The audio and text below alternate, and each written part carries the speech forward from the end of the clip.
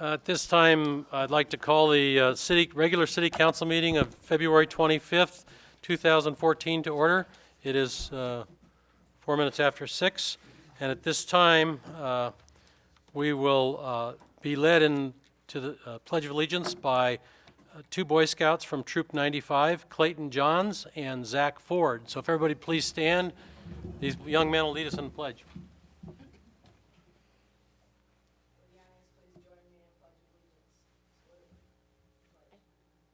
Pledge allegiance to the flag of the United States of America and to the republic for which it stands, one nation, under God, indivisible, with liberty and justice for all.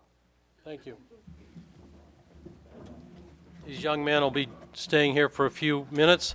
I understand they have some homework to do. But part of their citizenship merit badge is to attend civic functions and watch civil discourse, I guess would be the correct terminology in some cases, or some opinions. At this point, Mr. Clerk Mazzito, would you call roll, please? Vice Mayor Borelli? Here. Mayor Hagan? Here. Councilmember Patton? Here. Councilmember Thomas? Here. Councilmember Wilkins? Here.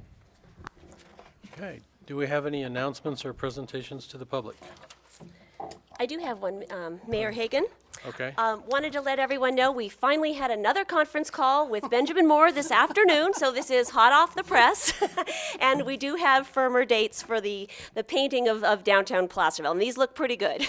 So it looks like we're on the slate for June 2nd through June 17th, the week of June 17th, that 3-week time. And we're looking at a major celebration on Saturday evening, June 21st, from about 4 to 7. It'll be an evening celebration downtown. We're working on the details right then.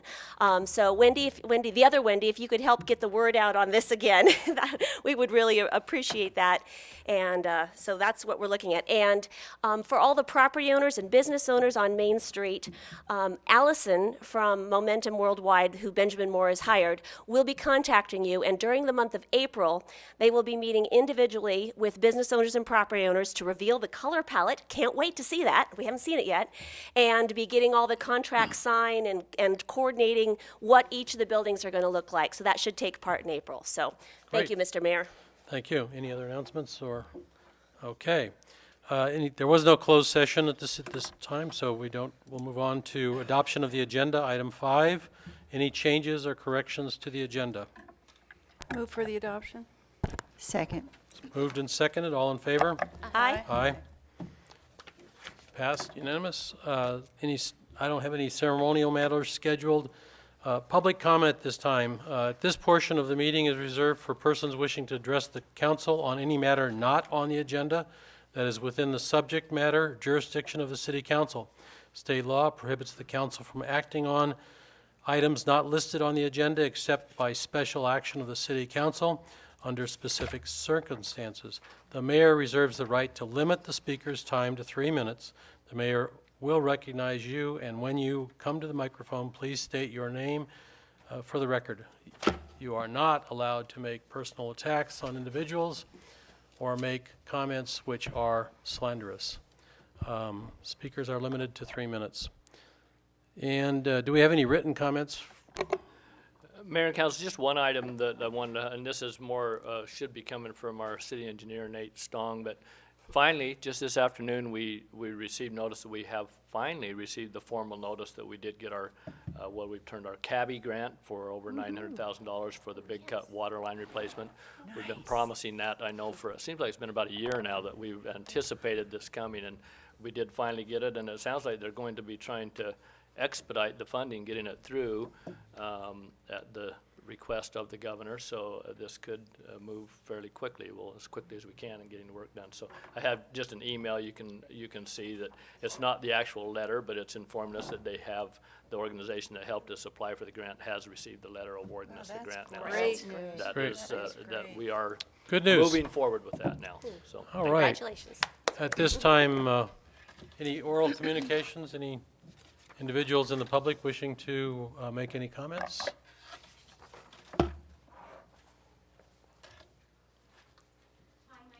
Stacy Wickstrom, and I was never so insulted in my life than 2 weeks ago on Thursday. I received an important message from the City of Placerville Police Department regarding my water bill. We used to be water hogs. We had a lawn, we had flowers, we had gardens, and when the City Council decided to quadruple our sewer rate, we decided to get rid of all of that. Our water bill, our consumption used to be, I have this from your water department, our average daily consumption was about 32 cubic feet a day. On our last bill, it was 10 cubic feet. Our last bill was 626 cubic feet, less than the minimum. And I'm expected to lower it by 30% more. So I think you guys need to rethink that. People that are under the minimum should be exempt from having to go another 30%. I'm looking at it with my husband and go, well, we either don't shower, we don't do our dishes, or we don't do our laundry. What would you like us to do? Okay. And that's my question. okay. Go ahead. Go ahead, when you're finished, we'll answer that. That's enough. Okay. And so let me answer that. If you were at their meeting, you would have heard that, one, that message went out to everybody, the same message that EID sent out, and it's because we're asking for an overall reduction of 30%, not individually. So we're looking for an average. So we applaud people like you who have already done that.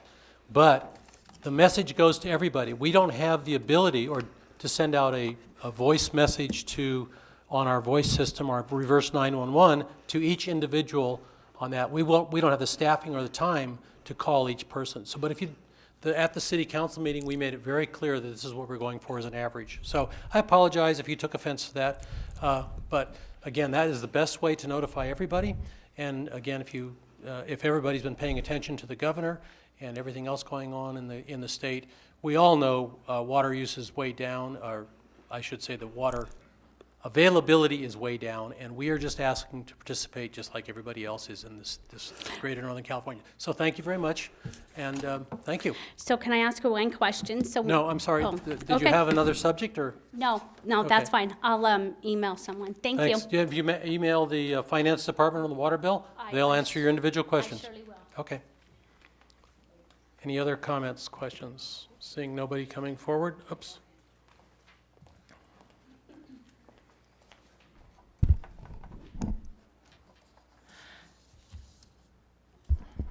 I am Evelyn Vierkamp, and I was raised on my family's Gold Hill farm. I graduated from El Dorado High and went on to get a degree in English and Political Science from UC Davis. 4 years ago, my brothers and I sold the farm to the American River Conservancy. It became what is now known as Wakamatsu. When you stop to buy organic vegetables from the South Fork farm located there, you will be getting produce from the land tilled by my father for most of his life. My roots are planted here. It is my duty to participate in the protection of our lands, this culture, and our parents' legacy. We are all aware that our liberties are slowly being eroded. We must ensure that our voices not be silenced against acts and trends of subversion. With this in mind, I come before you to say a few words about our role as citizens and your role as City Council. You have taken an oath to protect us and our rights. One of those rights is that under certain circumstances, you must consult with us about those things you wish to do with our money. Of course, this does not mean you must consult with us before honoring your operating obligations and signing warrants for payments. It does include following the law when it requires you to obtain our approval before you do something not in the normal course of everyday business. The proposed sales tax increase is a case in point. I believe anything that is unusual and places an additional burden on the people should come before us before you make obligations in our name. In cutting off my mic at the last City Council meeting, you exercised what you thought was your right to not have to hear from a citizen who is making comments about something you did not wish to hear. I had expressed a concern that the city may not have been acting in good faith when, against our wishes, it chose to pursue the roundabout project. You forced us to take legal action. Now, with the sales tax increase, you come to us because the law requires you to do so. My concern, however, is about those things where the law does not explicitly require our vote. It seems you may be headed toward another attempt to install a roundabout. Why do you persist when so many of us have made it clear we don't want one? Will you once again go through the motions of having a public meeting where you will find that, like the 82% from last time, we will say no, and you will approve it anyway? Those who take control of our surroundings, our livelihoods, and our government, acting against our wishes, Excuse me, must be put time on is just notice about up. that they do so at their own peril. I have about 2 more seconds. More and more of the governed are speaking out against corruption and those who serve not the people, but themselves and their love affair with the nearest funding source. Thank you for indulging me. Okay. Any additional comments? Okay, okay. Let me just add what Evelyn Bierkamp was just talking about. And Because this is, I I'm thought- sorry, it's Kirk Smith is speaking, so. City of Placerville. I thought that the city manager, as usual, did an excellent job of outlining the fiscal shortages that you have. And I thought that it was well done at both the town hall meeting and the presentation last time.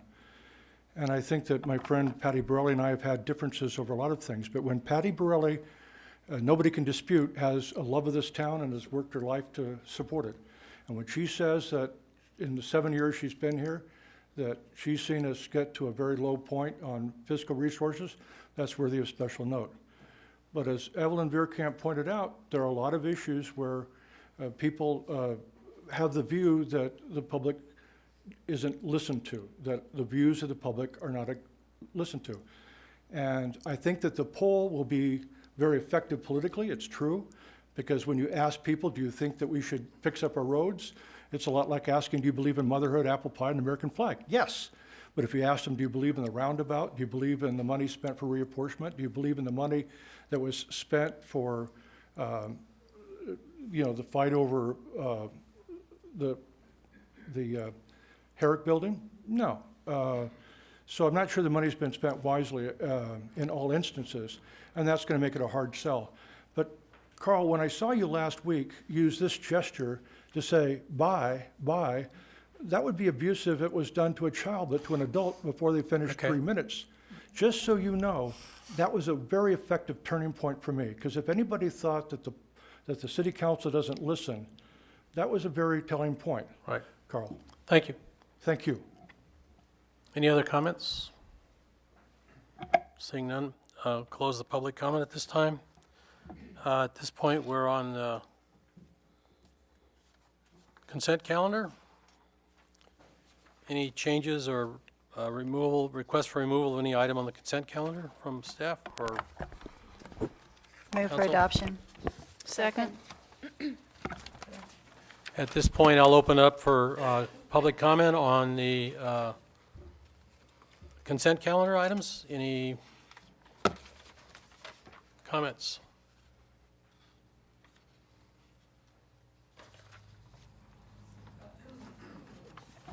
I have a cold. Sue Rodman, Placerville resident.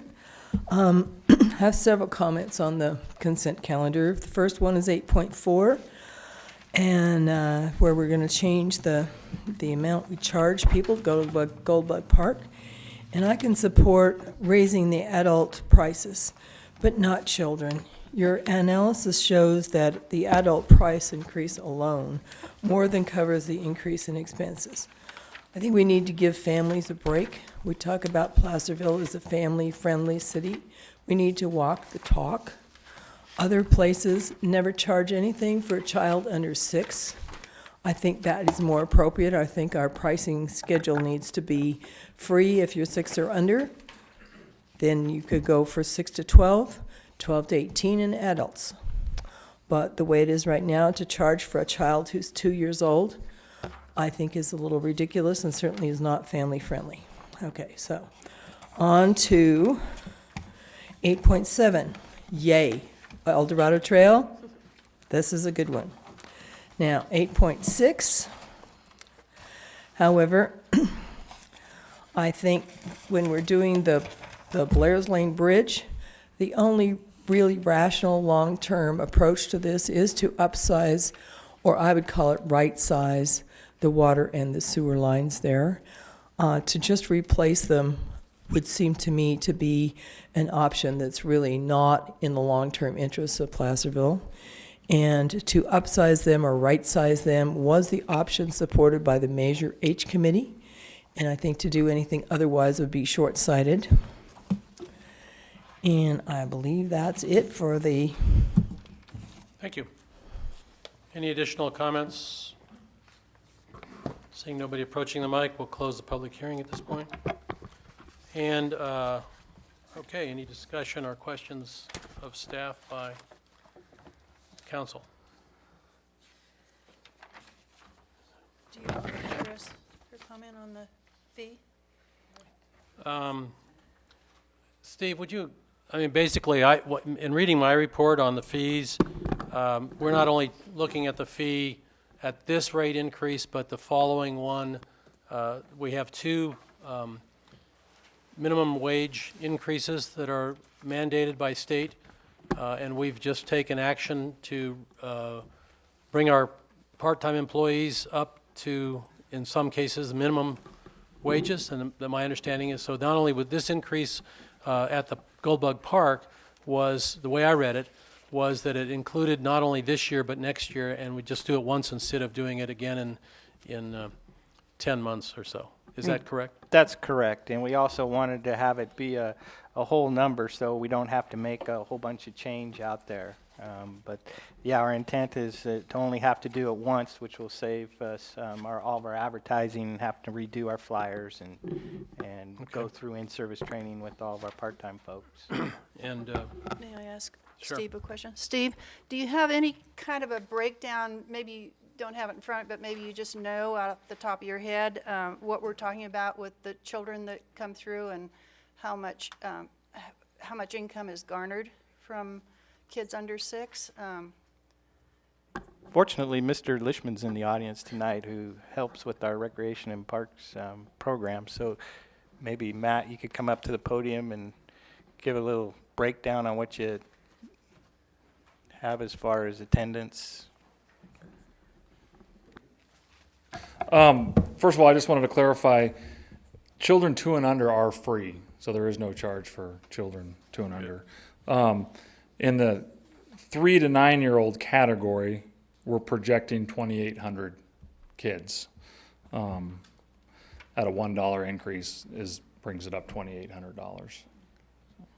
So I guess I should have paid more attention to that 2,800. I'm sorry, I didn't. I didn't. That's a lot of. and that's a lot of the tours, I believe? That's tour all, groups? all the self-guided tours. Okay. So it's not the tours, the schools, the bus loads? Yeah. Okay. This is just for self-guided tours, just when we're open to the general public. Okay. At this time, we're not proposing any increase to the group tours, the school tours. Okay. Have you had any pushback about the fees that you can share? No. Yeah, we Usually haven't. it's pretty accepted? Yeah, it's because it's pretty reasonable. It's pretty reasonable. We feel it's a pretty reasonable cost. Okay, Okay. Thank you. Thank you. thank you. Any additional questions or comments? Okay. This time I'd entertain a motion for approval of the consent calendar. Move approval of the consent calendar? Second? Okay, it's been moved and seconded. Moved by Thomas, second by Borelli. All in favor, would you call roll on that, please? Vice Mayor Borelli, Aye. Here. And yes. Councilmember Patton, Aye. Councilmember Thomas. Aye. Councilmember Wilkins. Aye. Okay, that passes unanimously. At this time, we'll move on to item 9.1, ordinances. We have a second reading of ordinance adding Chapter 14 to Water Systems Backflow and Cross-Connection Control to Title 7 of the Placerville Community Code. Mr. Voss? Oh, I'll take that one, Mr. Mayor. Thank Oh. you. Members of the council? I'm sorry, I didn't realize it was different spelling, but Right. I'll keep this brief. At the last meeting, a proposed ordinance, as you mentioned, relating to the city's water system for cross-connection control and backflow prevention was introduced and waived, and it was discussed, and I will open it again for if there's any further questions about the content of the ordinance or how we plan on running the program. okay. Good. Any questions of staff? Okay, at this time, I'll open up public comments on this item 9.1. Any public comments? Seeing nobody approaching, I'll bring it back to the staff or back to council. Okay. Go ahead. Do you have a comment? I was just gonna, no, I was Oh, gonna. okay. I was just going to say, I think we determined that this was a good thing to do, and I'm going to make a motion that we waive the second reading and adopt the ordinance. Second. Okay, it's been moved by Councilman Borelli, second by Councilman Thomas, or whatever. No, just kidding. And at this point, because this is we're going to call roll on this one. So would you please call the roll for the vote? Vice Mayor Borelli. Aye. Mayor Hagan. Aye. Councilmember Patton. Aye. Councilmember Thomas. Aye. Councilmember Wilkins. Okay, it passed unanimously. At this point, there's no public hearings scheduled, and we're on to 11.1, discussion and action items. Under 11.1, adopt a resolution of intent to initiate amendments to the City of Placerville zoning maps. Mr. Rivas, I believe this is yours. Yes, thank you, Mr. Mayor, members of the council. To give a little history, on February 11th of this year, the City Council adopted a resolution that approved the 2013-2021 housing element. The housing element included the Housing Element Program 3, which was the high-density development for unmet need that stipulates that the city rezone sufficient acreage to the R5 zone district to accommodate higher density residential at a minimum density of 20 units per acre. The rezoning must accommodate a land inventory to support an unmet need of 106 units for low-income households that were identified during the fourth cycle housing element. That was a 2008-2013 housing element. Per state law, the rezoning of the city's unmet for a fourth cycle housing need is to be completed within 1 year at the beginning of cycle 5, which began on October the 31st of 2013, meaning we have to complete the rezoning for the 106 units for the fourth cycle by October 31st of this year. In addition, the rezoning must accommodate a land inventory to support the unmet need of 133 units for lower income households for the fifth cycle housing element planning period, and per state law, the city has 3 years from the housing element adoption date to rezone for this unmet need, which would be 3 years from the February 11th, 2014 date. What staff is recommending is that the council adopt a resolution of intent which would initiate amendments to the City of Placerville zoning map and the City of Placerville general plan land use map if necessary, and to rezone an estimated 12 acres to the R5 high-density zone district, and to amend section 10-5-22 of the City of Placerville zoning ordinance to implement the general plan 2013-2021 housing element program number 3. And one thing I just want to make clear is that it's a notice of intent, and basically under the city's code, there are 3 methods of amending the city's zoning map or the text, and that's either it's either initiated by a property owner that wishes to rezone the property, or through a resolution of intent by the Planning Commission or by the City Council. So what this is doing in effect would be telling the staff to then begin the formal process of the rezone. So it would be all the required public hearings before the Planning Commission, which would then consider those and make a recommendation to the council and further public hearings. So I just want to make it clear that it just initiates the process. You're not approving anything at this time other than it's an application, if you will, proposed by the city. So with that, I'm happy to answer any questions you have at this time. Okay, any questions of staff at this point? None.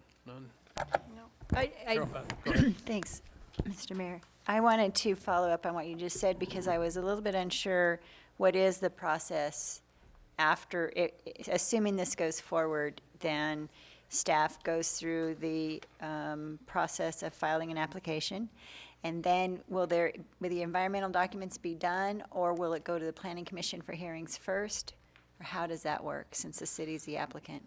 It would be the same as any other rezone application or formal process. So staff would be preparing an environmental document that would be considered by the Planning Commission and by the City Council concurrent with the application. So you're considering the environmental document first and then considering the application, the actual rezone. But that process goes to the Planning Commission first, which then has a public hearing, and then they make a recommendation assuming either for or against on to the council?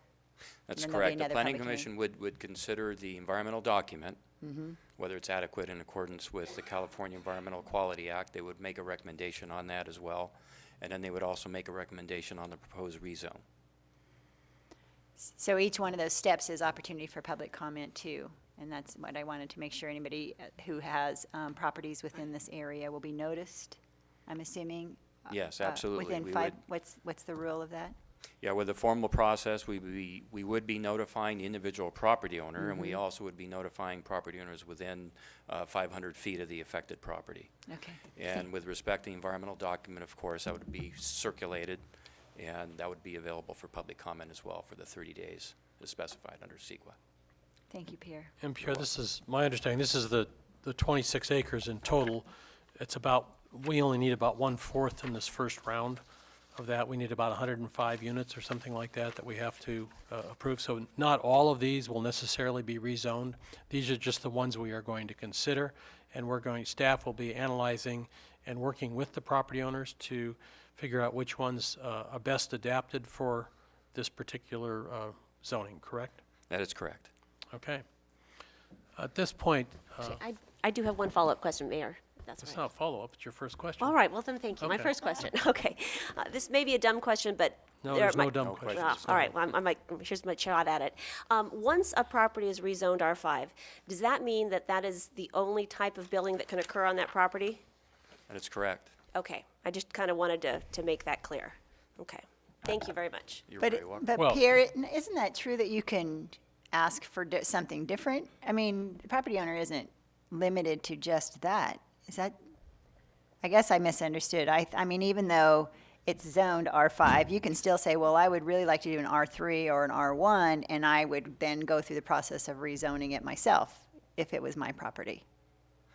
There would be nothing precluding the property owner from submitting an application to rezone it to something else in the future. Okay. What the city is trying to do is just meet its obligation with the Right. state to have sufficient inventory of R5 zoning so that we can then meet our unmet need. Right. You know, basically at 20 units per acre minimum, that we can achieve 106 units. Right. And I think it gives the overall picture that this is how how the city sees itself in 20 years, but always knowing that any member of the public has a right to challenge those visions and go through the public process to change it. I mean, that's kind of the way the system works, right? Yes, that is correct. And the other thing they could do would be a planned unit development. It's my understanding they could go through a special, PD overlays. PUD or, and have that also would be one of the options even under a R5, correct? Yes, that's correct. Basically, once the R5 zone district inventory is available, developers can come in and, you know, they can apply for a plan development application and do something creative on that property. But the intent is to achieve a 20 unit per acre density Over the next 20 years. over the planning period from Yes. 2014 through 2021. 2021, yes. Yes. Okay, so that poses me to, I think I don't understand. If we have to meet this certain number, and Carol brought up, but if a property owner, and in that number, somebody were to come forward and want it redone, would we be allowed to do that, since that was part of the number that you gave the state, that we guaranteed we're gonna have so many acres designated R5? Do you understand what I'm saying? Yes, I do. Okay. And I would think the city would be in a position to not approve that rezone request, because then we would be depleting our inventory that meets our unmet need, so that we're compliant with the housing element. So that would be a legitimate reason to say no? To say no. Okay. That's correct. It would be, but it would also be an option, because at the same time, the city could say, well, we have 28 acres here that's a potential R5 site. I mean, it's not that the city would automatically say no to your zoning. It just means it's part of the process. When the applicant comes forward and says, I want to rezone this, then you say, well, then if we are going to rezone this, then we have to find an We have unmet to need find somewhere some- else, some space somewhere else. But if we couldn't, then the answer to them would be no. I can comment on that if you like. Please. Yes, I would agree with Councilmember Patton that if the city were to consider rezoning some of that inventory from R5, say, to something else, but somebody was able to come forward with some more suitable property for R5, and then we rezone that property, as long as we maintain a adequate inventory to the state's satisfaction, I think we'd be in good shape. We could do that. That makes sense. Great, thank you. At this time, I'll open it up for public comment.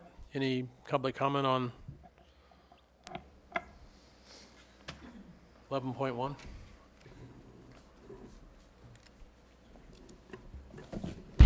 Sue Rodman, Placerville resident for over 25 years now, and I have really loved this little community. And I think this is a classic case of asking the horse to push the cart, commonly called putting the cart before the horse. If we are, Placerville, a unique historical past forging into a golden future, as it says at the top of every page, then we need to protect that future. We need to inventory our current high-density housing, which we do not have an inventory of. We need to enact an effective slope ordinance, take the topography into account, and make an informed analysis of just how much more high-density housing is both needed and rational. What we should not do is a knee-jerk reaction to the demands of the state to turn Placerville from a livable community into a solid apartments and become the Placerville projects instead of a viable community. Any additional comments?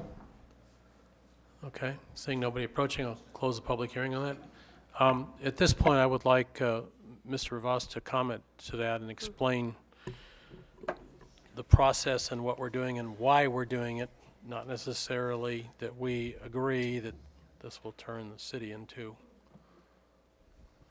I think a it's ghetto. important. Sure, I'd be happy to, Mr. Mayor. I think it's important to understand that the city is not compelled itself. The city is not compelled to construct those units, but the city is required to provide for an inventory where a land developer could come in and feasibly build 20 units per acre to meet our unmet needs. It's what I would call a default density. So we're trying to meet what the SACOG provided to the city is our RENA numbers, our fair share allocation of housing, a number to meet our low and very low income. And so since the city was unable to provide for a detailed analysis of, say, the cost of land, construction, infrastructure at some lower density, then we have to utilize what's called the default density, and that's under statute. So it's state law that we're trying to comply with. So I wouldn't necessarily characterize it as a knee-jerk reaction. I think, the city is diligently trying to comply. And so with that, if a developer comes in with a specific project, of course, we will look at that. It's important to understand that we're compelled to do the rezoning, so it's by right. So there's going to be a very detailed analysis involved with this rezone. Because once it passes, the city can only require a design review, but it's essentially by right. So we can look at the design in terms of probably just the architectural features, but it's not it wouldn't be discretionary, so it's not going to be subject to further environmental review. So environmental review is going to be done up front as part of this rezone. And then we do have some inventory. We have some inventory on existing housing and types of housing we have in the city and the population. We're not shooting at this blind, I guess was the other comment. I think there was some confusion on it at the last public hearing 2 weeks ago at the prior city council meeting also about this, that we don't have any inventory. And we actually, we have a pretty good idea on what we have, and we do have some list of housing, and I've seen it before on the prior housing elements. Is that correct, or? Yes, that's correct. We have quite a bit of affordable housing available now within the city that's existing. But I think what the speaker was getting at is, why is the city not getting credit for that? It doesn't work that way. It's new inventory for new units that we are required to supply during the planning period, or at least make available. It's not to say that a single unit will be developed. The problem we ran up against when we were looking at maybe trying to do an analysis to show that maybe R4 or R3 would be sufficient to build affordable units, we haven't had an apartment complex built in the city for 15 years or more, and so that data just isn't available. And so that's why we're sort of stuck, if you will, with the R5 default zoning. But that's for a future land inventory, so it doesn't take into account our existing stock of affordable apartments that we have in the city. Correct. And by the way, that's something that SACOG is working on to try to get the California Department of Housing and that assigns the arena numbers to the region, and the region puts it out to the different communities involved in the region based upon analysis of the size of the existing community, the number of acres available, and so forth. They're trying to get them to start looking at topography and the slope densities, if you will, and trying to get the state to look at those numbers so that we have a way to go back and fight and say, wait a minute, these numbers are not correct by the Department of Housing. And the other thing that's not available, there isn't funding out there for low-income housing currently. The last viable funding mechanism in the state of California for low-income housing was, in fact, redevelopment funds.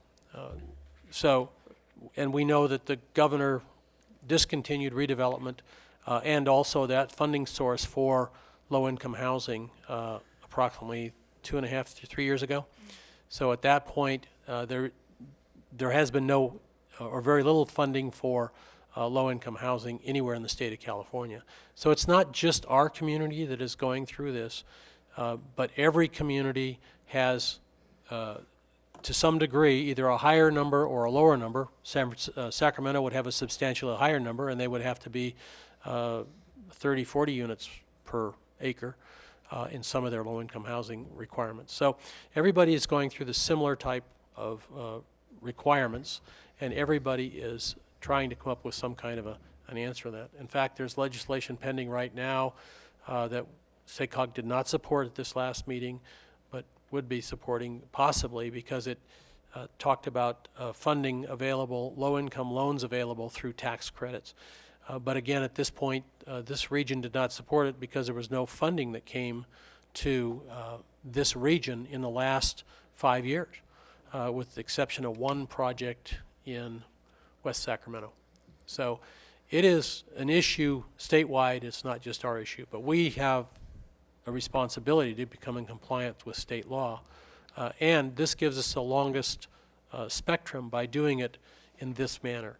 In other words, we pick up this one, and by having this being compliance by next October, and then the second layer, I think we have a year and a half after that, or another 2.5 years roughly. We have 3 years from the February 11th date of this Right. year that you adopted the housing element. Right, and so at that point, we're going to have this longer period of window of time to come up with a little better solution or added units that we have to put in there.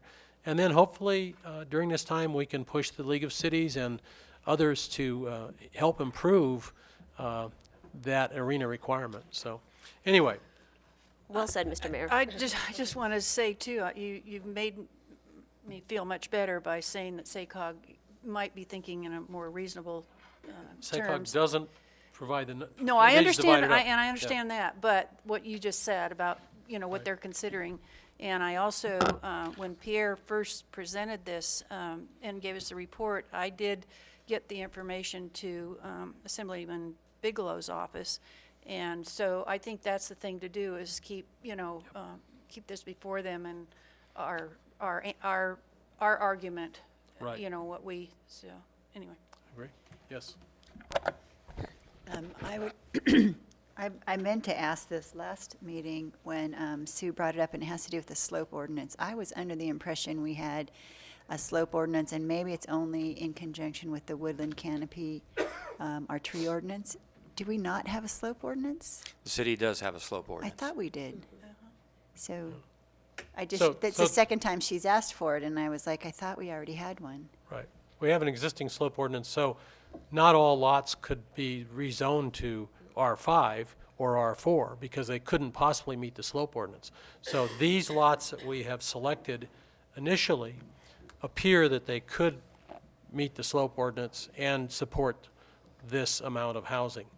However, it's not necessarily the amount of housing that we're going to allocate to all of these units, all of these lots. I'd have to look at the slope ordinance and see how it would apply to a project that comes in. Right. But at least at this point, I can say the city does have a slope ordinance. Okay. I remember when I think it was the Esty, Right. that when that slope ordinance was really a big issue during that period of time. Okay. At this time, call for action by the council.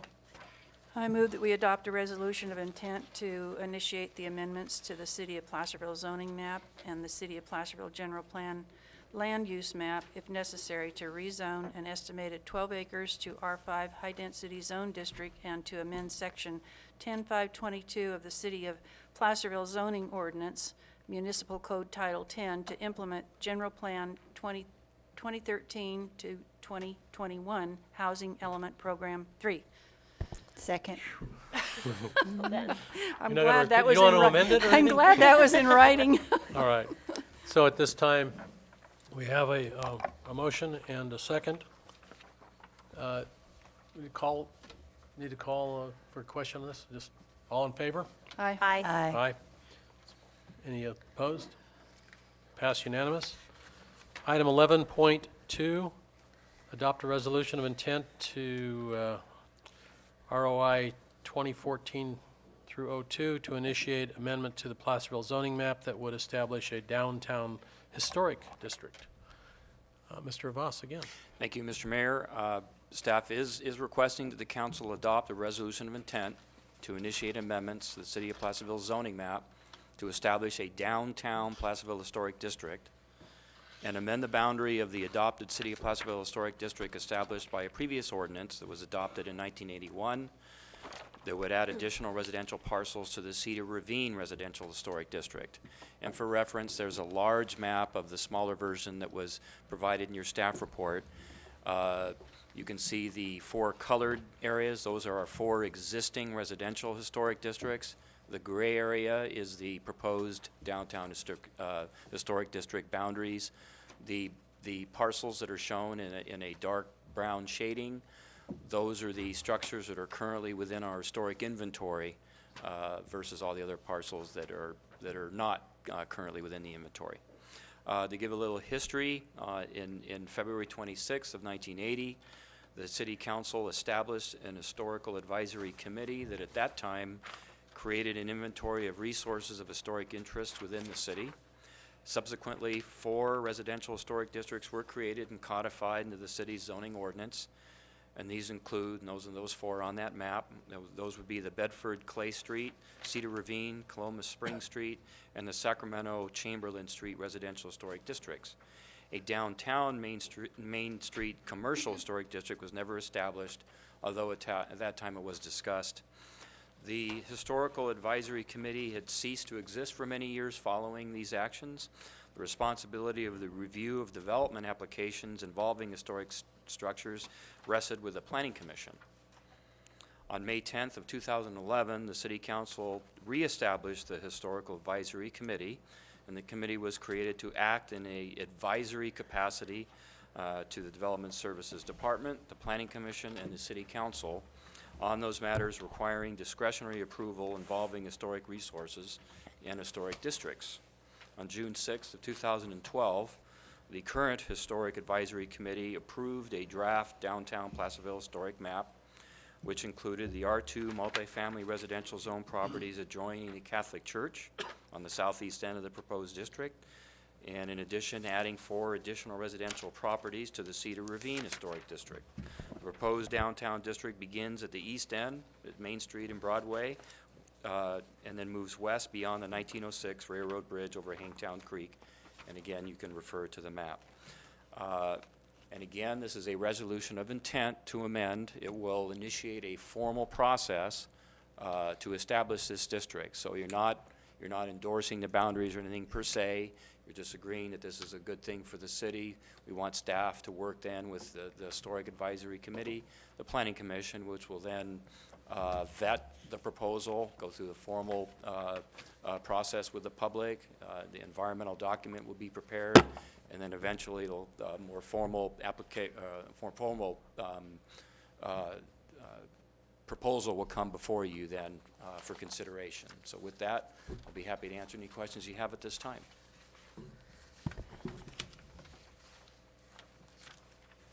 Go ahead. Any Right. questions?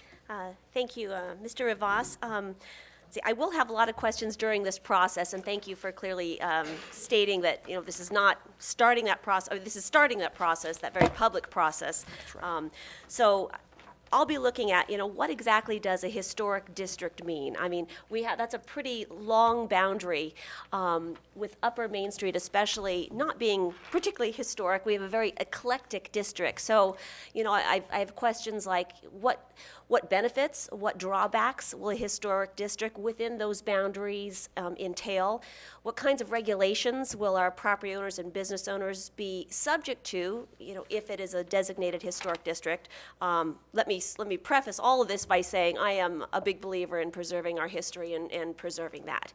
But I'll just be wanting to look at what are all of our options. Can we accomplish the same thing with a form-based code type process rather than overly regulating and tying the hands of our property owners that have properties that are newer buildings?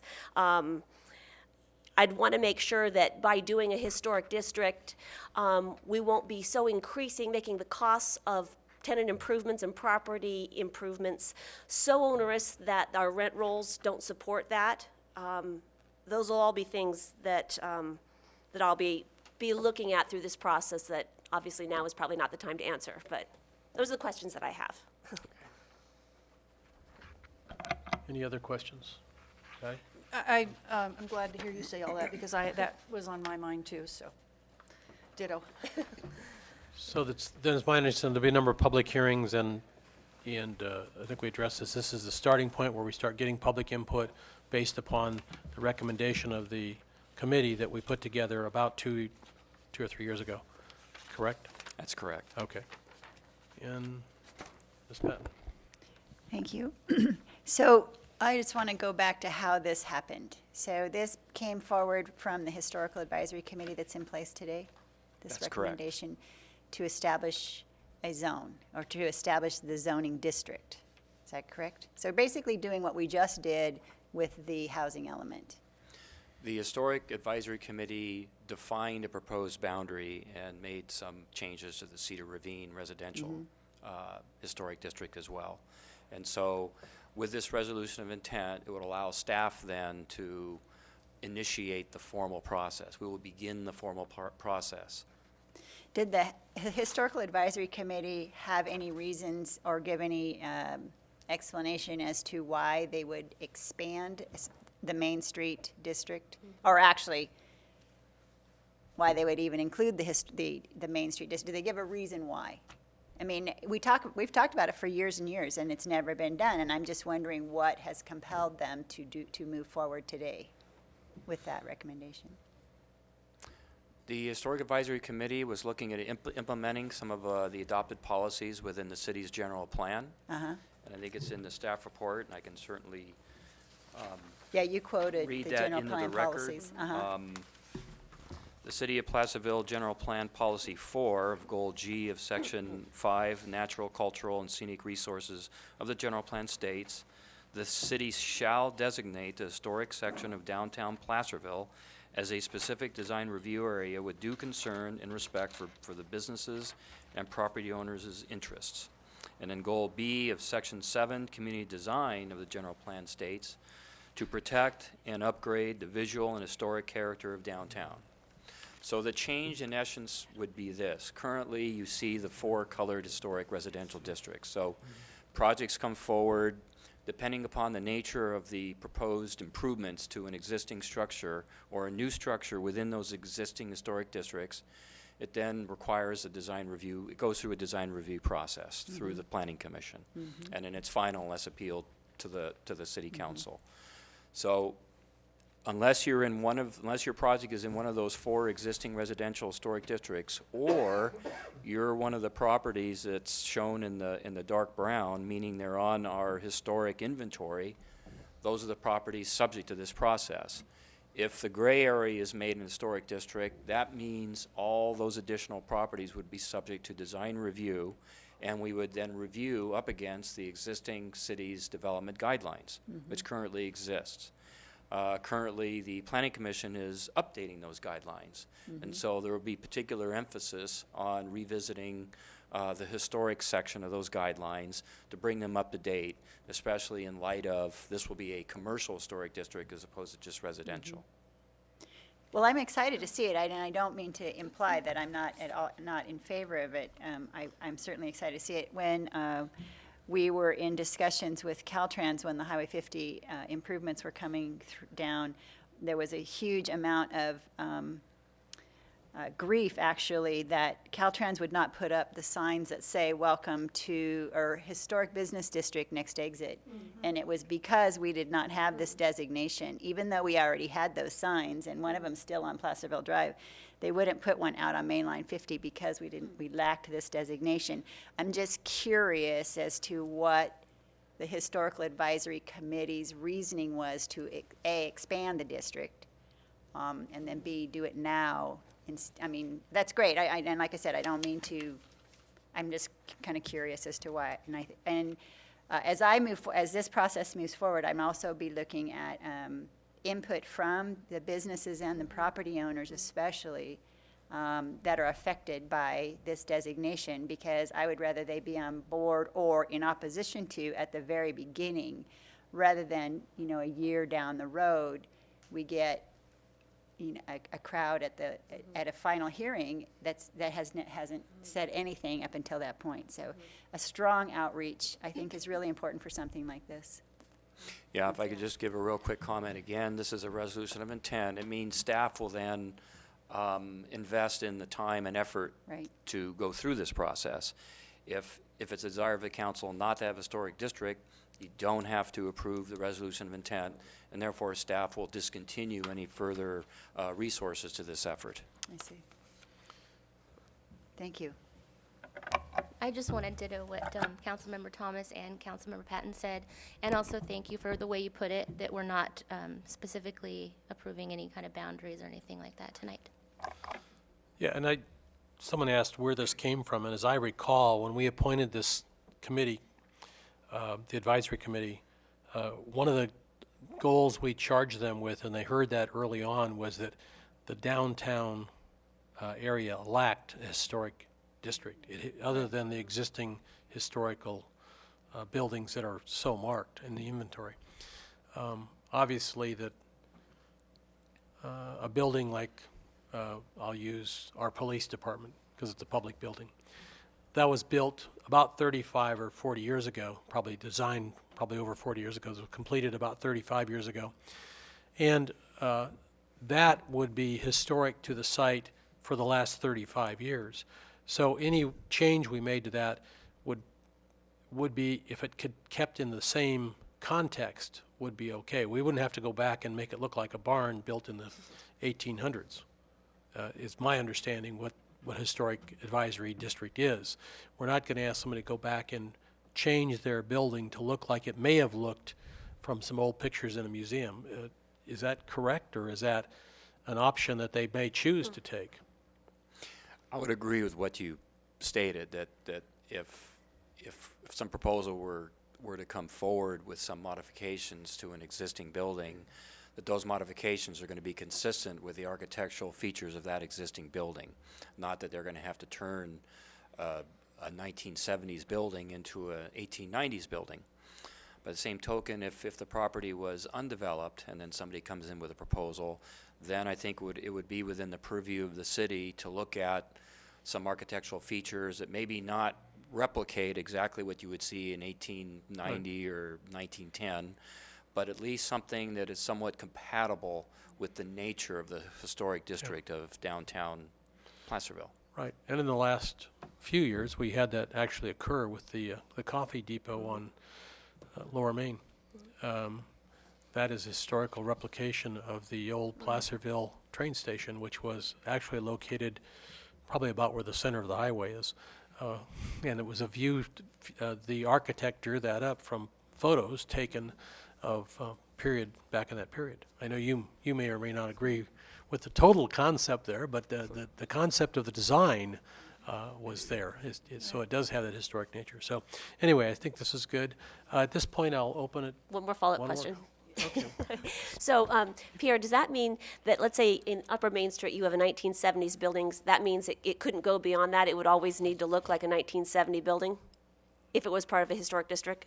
No, if the property owner wanted to reinvent the building, if you will, and do something different, then we're going to take a look at that in terms of the context of the historic nature of where it is on Main Street. Okay, because not all of our buildings are charming. Just saying. Right. And Yeah, I'm talking they're about mine too, so, I just had to throw it out there. All right, thank you. Yes. I have a Councilwoman Barone. follow-up too. And just what everybody's saying, I thought that was the purpose of establishing a district, is that there would be a little bit more, I don't want to use the word control, because I don't mean, but to have more, More review. Discretion?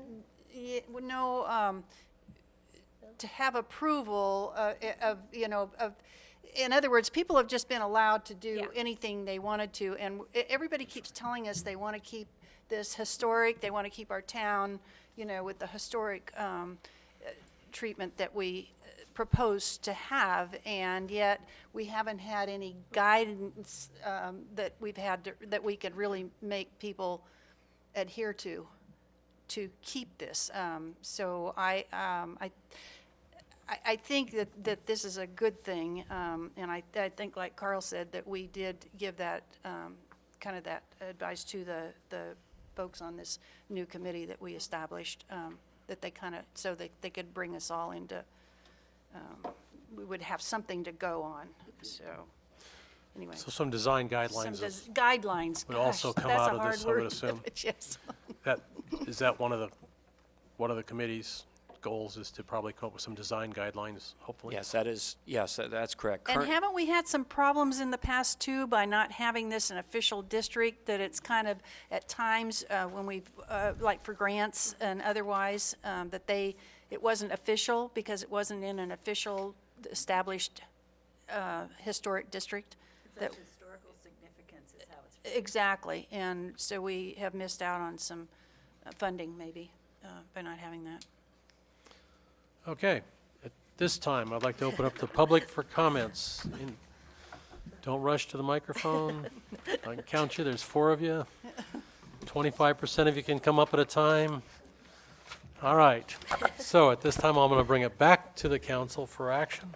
I'll make a motion, Mr. Mayor, that we adopt the resolution of intention to initiate amendments to the City of Placerville zoning map that would establish a downtown Placerville Historic District, amending the boundary of the adopted City of Placerville Historic District established by Ordinance 1280, adopted on August 25th, 1981, adding additional parcels to the Cedar Ravine Residential Historic District. Second. All right. Seeing, I'm sorry, what? Oh, sorry. I thought you were telling me I had 2 minutes to vote. Okay, at this time, all in favor? Aye. Opposed? Seeing none, pass unanimous. Can I ask one follow-up question to this? And Pierre may be the best one to answer this, for me to just keep going. Go ahead. From this, then, once their assuming this district goes forward, will there be, like I have a historical inventory in a binder. Probably those little brown dots that you have are what's in that binder. So will there be something like that that will then be in City Hall that will be able to be used as a reference to what's there today, and maybe what was there historically? Some kind of an inventory? Is that part of this process? Well, I would say no. The city does have an existing inventory, and one of the responsibilities of the current Historic Advisory Committee is to review and update that inventory as necessary. Meaning if there are structures that are currently not on that inventory and don't happen to fall within any of the existing or maybe the future historic district, then that structure could be then reviewed and placed on that inventory. So that's sort of a separate process, and the Historic Advisory Committee is charged to do that by you, to keep that inventory updated. Oh. So this is something that I think the Historic Advisory Committee sort of took on as is authorized by our general plan. And the general plan does say that it was to be reviewed by, and they use a different term. I think they used it, the design review committee or some other name for the committee, but I think the Historic Advisory Committee serves in that role, and more so by focusing on the historic assets of the city. So their purview is currently within those 4 colored districts, the residential districts. It will increase to include that whole gray area. Right now, their purview is only those properties that are shown in dark brown within that gray area because the structures are on our inventory. Okay. I hope that's not confusing. No, It's clear to me. I'll bring it up at the end of the meeting because it's not on the agenda. Thank you. Okay, you're welcome. Okay, at this time, we'll move on to item 11.3, adopt a resolution authorizing staff to circulate the wastewater adjustment request form to allow for winter irrigation relief. Mr. Warren? Thank you, Mr. Mayor, members of the council. This item is in response to reports of some residents irrigating their yards during the winter months due to the unusually dry weather conditions. Unfortunately, winter irrigation use may indirectly result in higher wastewater charges for some residential customers this year unless certain actions are taken. Residential wastewater charges are calculated using the winter water consumption that occurred between the previous December to February period. As you know, irrigation water does not enter into the city's sewer system, and this time period is preferred because residential customers typically do little or no irrigating between December and February. The water consumption used to calculate residential wastewater charges is reset each September bill with the previous winter water consumption, which is billed for the previous 12-month period, for the following 12-month period, excuse me. For example, the wastewater charges billed beginning in September 2014 will be calculated using the consumption between December 13th and February 2014. If a residential customer chose to irrigate during the December to February period, they could potentially use hundreds or even thousands of cubic feet of water that did not enter into the sewer system, but would artificially increase their wastewater charges for a 12-month period beginning in September 2014. In an effort to avoid this from happening, staff is recommending that residential accounts be reviewed on a case-by-case basis.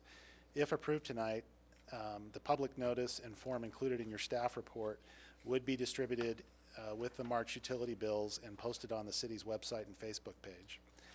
Upon receiving completed forms, staff would review the residential water consumption on a case-by-case basis for the period of December 2013 to February 2014 to determine if it was higher than the same period in the previous year due to winter irrigation use.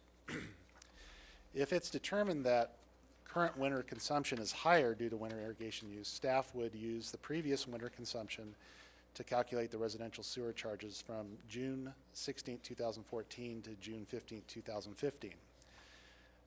The council approved the same one-time procedure back in 2012, which was effective in equitably addressing the issue. For example, the city received 291 completed forms, which resulted in adjustments being made to 192 accounts. Just so you know, the 99 accounts that did not get an adjustment, their consumption was actually less during the current year, and so it wasn't advantageous to use the previous year consumption. The cost of duplicating the public notice and form would be approximately $400, which can be absorbed by the adopted operating budget. It is important to note that El Dorado Irrigation District Board of Directors adopted similar procedures for its residential customers at its meeting yesterday. And with that, we recommend that the council adopt the resolution as presented. All right, any questions of staff? Just a comment, I just appreciate that there's a process that our citizens can go through to get some relief and, you know, take care of their needs, and just appreciate this. Good. You have a question? Well, I have a comment also, and I just the last meeting that we had, when you talked about the negative impact on the city's, the fiscal impacts to the city's budget because of the drought, because people, reducing their consumption. And now you're talking about, because they're watering, we're going to give them a break on their sewer bill. And I know that they're two different things, but we're asking them to conserve and use less water, and yet we're giving them a break if they use water for their irrigation. This was prior to the notification of the drought. So in other words, during the winter, when it was so hot, they watered, not knowing there was a drought until we were requesting it at the last meeting. So, I mean, I understand. see. And we had that same issue when we first implemented this, where people had actually irrigated during the winter because, I don't know, it wasn't that dry back then either. It was just that, Yeah. so. If I could comment on that. Sure. Mr. Morris and I actually discussed that issue, and originally we were going to bring this item to you the first meeting this month, recognizing the issue with the drought and asking folks to reduce their water consumption. We didn't think it would be a good idea to combine those two, and so we waited. And just so you know, 73% of your water meters have already been read for this period, so we're close to finishing our readings, and we will not advertise this until we finish our readings. And we will be, yeah. Go ahead, I'm sorry. I wanted to know, do you know from the last time, 2002, how much money it amounted to, the 192 accounts that were adjustments were made? I mean, is it a significant amount to the city? It's not, and Okay. I don't know the exact figure. I can tell you that in most cases, it meant those that actually use more water during the drier period used between 100 to 200 cubic feet more, or excuse me, 100 to 300 cubic feet. Right now, per 100 cubic foot is $7.37. So Okay. you're looking at a savings of between $14 and $21. And it might roughly. make a difference to some, so I appreciate that. Thank you. You're welcome. Okay. At this point, any public comments? Any comments from the public?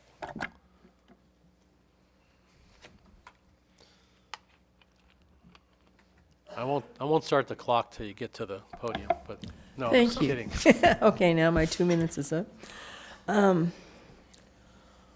I think this gives people who made the decision to use water during the winter an unfair advantage over those of us who are very careful with our winter water use this winter. It's been very clear back in about November, that water would be in short supply this year or could potentially be in trouble this year. And so a decision to use water in the winter when many plants are dormant and don't really need water anyway should not be sanctioned by giving just those few people an extra break that the rest of us do not receive. Thank you. That, because I think this does come right on the heels of telling people we had a drought. So I think it's mixed messages and I know. should not be done. Okay. Seeing nobody else coming forward, close the public hearing. Look for a motion. I'll make a motion that we, let's see, what did they ask for? That we adopt the resolution authorizing the staff to, and you want me to read all three or just say? No. Okay, 1, 2, and 3. I'll second that. Okay.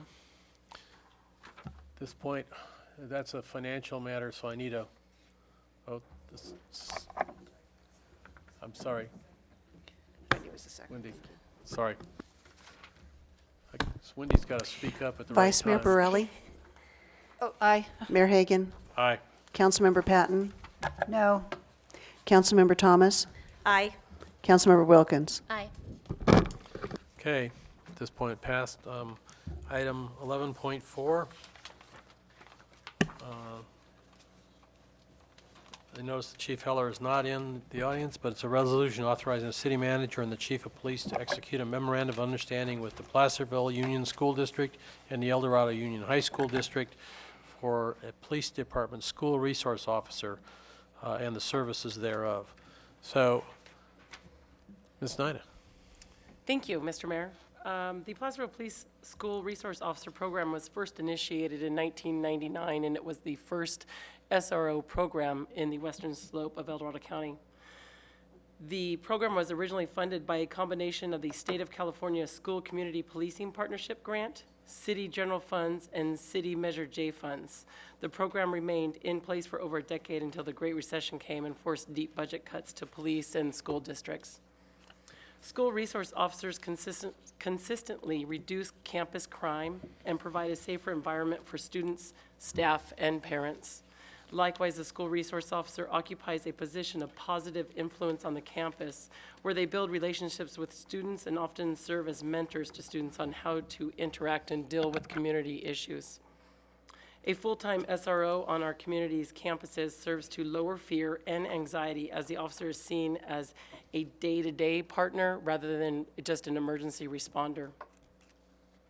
The Placerville Police Department, with the Placerville Union School District and the El Dorado High School Union School District, entered into a series of engaging meetings to find a creative cost-sharing agreement to reestablish a school resource officer program within the city of Placerville.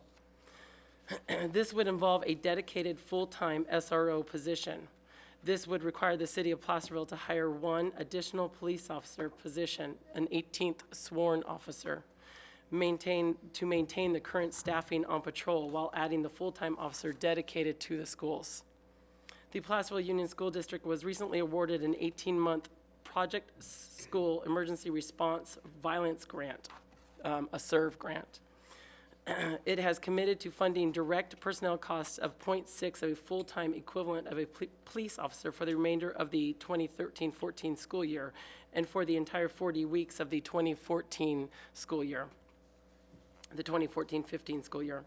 The El Dorado Union School District has agreed to fund the remaining direct personnel costs of the 0.4 full-time during the same period. The city of Placerville would be left to fund the 4 weeks of the 2013-14 school year when school is out of session, and the 12 weeks of the 2014-15 school year when school is out of session. The city of Placerville would enjoy the benefit of redeployment of the officer during these times when the school was out of session. We'd be able to put that officer back into patrol or maybe in investigations.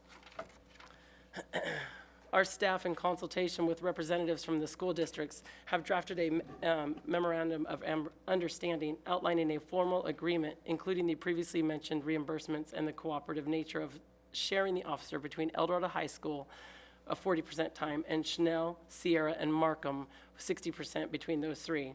The term of the agreement is from March 15th, 2014 through June 30th, 2015. So your options tonight are to elect to, one, to elect to enter into the MOU and provide a full-time school resource officer to be shared with all public elementary, junior, and high schools in the city while matching a 24% cost of the officer's personnel cost to the 76 joint contribution from the school districts. Or option two, elect to not enter into the MOU and forego the 76% joint contribution from the school districts to fund a full-time school resource officer. This would result in not providing a 24% match and not having a school resource officer dedicated to the public elementary, junior, and high schools in the city. The total cost to the city of Placerville would be $41,960. That's at 24%. And that's over the 18-month period, or less than 18-month. The budget impact to the current fiscal year budget is a maximum of $10,280, including salary and all possible incentive benefit costs.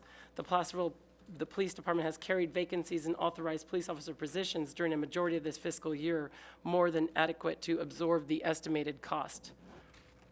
An alternative service level request was submitted on February 12, 2014, based upon the above presented information, requesting this position be funded during the fiscal year of 14-15 as part of the budget development process.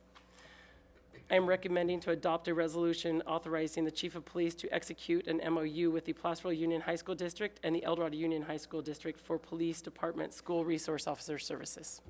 Thank you. Excuse me, Mayor. Could I add a couple of things to that report? Okay. Number one, there were a couple of amendments that we had to, at a late date, had to make to the agreements. Both agreements are identical except for the names. We handed out a new agreement tonight for you to look at. You should have that in front of you. Those, I believe, are minor. If you'd like an explanation, our city attorney who made the amendments can That's go what I over was going those. to ask them to do that in the first place, but I didn't know you wanted to speak, so. It came up kind of quick on us, and so we didn't have time to review that completely, but you do have that report before you. The other point that I want to make is, you note that by making this agreement tonight, adopting the resolution and agreeing this, in a sense, we are admitting or agreeing to some payments for our coming budget, to which we have not completed yet. We on a staff level had a concern about that too, and seeing where our numbers are going to come out, because we're not at that point yet.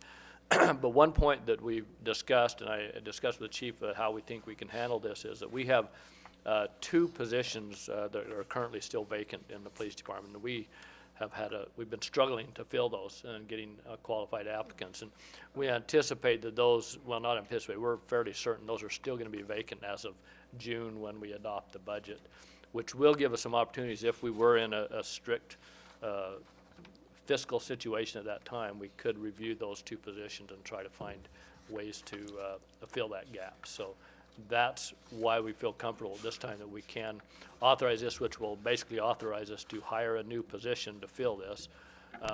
But we'll still have those two vacant positions that will be vacant in June and will be able to be looked at that time. So I know there's some questions, I'm sure. Go ahead. Let's Okay, start on that end great. again. Thank you. I apologize. I'll start on you next time. First of all, Lieutenant Knight, I love the cooperative cost-sharing agreement to this. Quick question. Will this school resource officer be filled from within or without? I mean, for example, are we going to promote someone from within and then fill that position, or will we be going outside the department to fill this? We will be looking from within the department. Okay, great. Because I know a lot of our officers have had a lot of experience and have enjoyed this position in the past and know our community. Absolutely, and they have ties within the schools. Right. So there is, yep, definitely. I can see that being very, very beneficial. Yes. And when we had the school resource officer before, was there any kind of cost-sharing agreement with the school district at that point, or do we solely fund that position internally? No, there was a minimal amount that the Eldorado Union High School District had paid us at the time. Okay, but not like this? No. Okay, wonderful. And when we had the resource officer before, how did he or she divide his time? Was it an equal, pretty similar to the way this is proposed right now? Yeah, well, no, Between the the school different resource schools? officer last time was dedicated to the high school district. Oh, okay. If there was calls for service at the other schools, they would respond to those as necessary. However, the primary presence was at El Dorado Union High School. This would be a school resource officer dedicated to all the schools in the city of Placerville. Okay, so starting that community policing early and getting the kids comfortable with authority at a young age that will hopefully translate as they grow older. Especially since what happened at Chanel School, we Yeah. need to have that presence on campus, not as a deterrent, well, partly as a deterrent, but to develop those ties with the children that were affected by that tragedy. Excellent point. All right, thanks so much. Okay, I'm going to start now. Trish, do you have any questions? I did, but both of them were asked by Councilmember Sorry. Thomas. Thank you. Sorry. No, so not yet. Carol? I've been ignoring these gals down here. So I'm starting to get kicked under the table. Oh, you're not. I have a question, and maybe, I don't know if our city manager wants to answer them or if he knows, but historically, even before 1999, when I moved to this community, there was a huge campaign to save Officer Bob. And then he was what I would consider an SRO. And then we had Dave Sanderson. And so how did those positions, were they funded strictly by the city within the police department budget? Or I don't know if anybody, the oldest guy at the end, do you know? I'm the oldest. Dave might know also. I don't Dave know. might know. And I can tell you that Mr. Sanderson was funded through the general fund. Not even through the police department then? Well, it was Same thing. Same thing? yeah, same Police fund thing. is the general. He did issue citations, so that citation revenue partially paid for his position, the parking citations he issued at that time. Okay. And then my other question, which maybe is not so far back, unless, I'm sorry, Mr. Driscoll might want to say something. All right. Dave actually would know more because I didn't start my tenure till 2000. Oh, yeah, no, this was 1980 yeah, was when Sanderson Ewing was SRO. I'm sorry, it was not an SRO. He was just a Parking traffic meter. enforcement Right. officer. So he was funded, as Dave said, through the general fund with the revenue from the citations.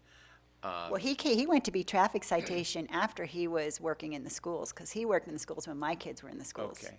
So I didn't know that. I mean, was he? they knew him from school. He was here. Well, he that was really Can I say? precedes me. Well, And- I don't think Sanderson did. I think maybe Officer Jacobs. Is that who you're thinking? Yes, of? maybe Jacobs. that's what I Okay, was going to okay. say. It was, Yeah. it was John. John Jacobs, you're Yeah. right, thank you.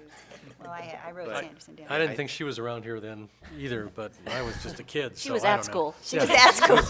Oh, okay. But there was something else I wanted to ask, and I forgot. Well, why don't we let, no, go I ahead. You got it? It was a question actually to the city manager, and it has to do with the budget, and you kind of touched on it.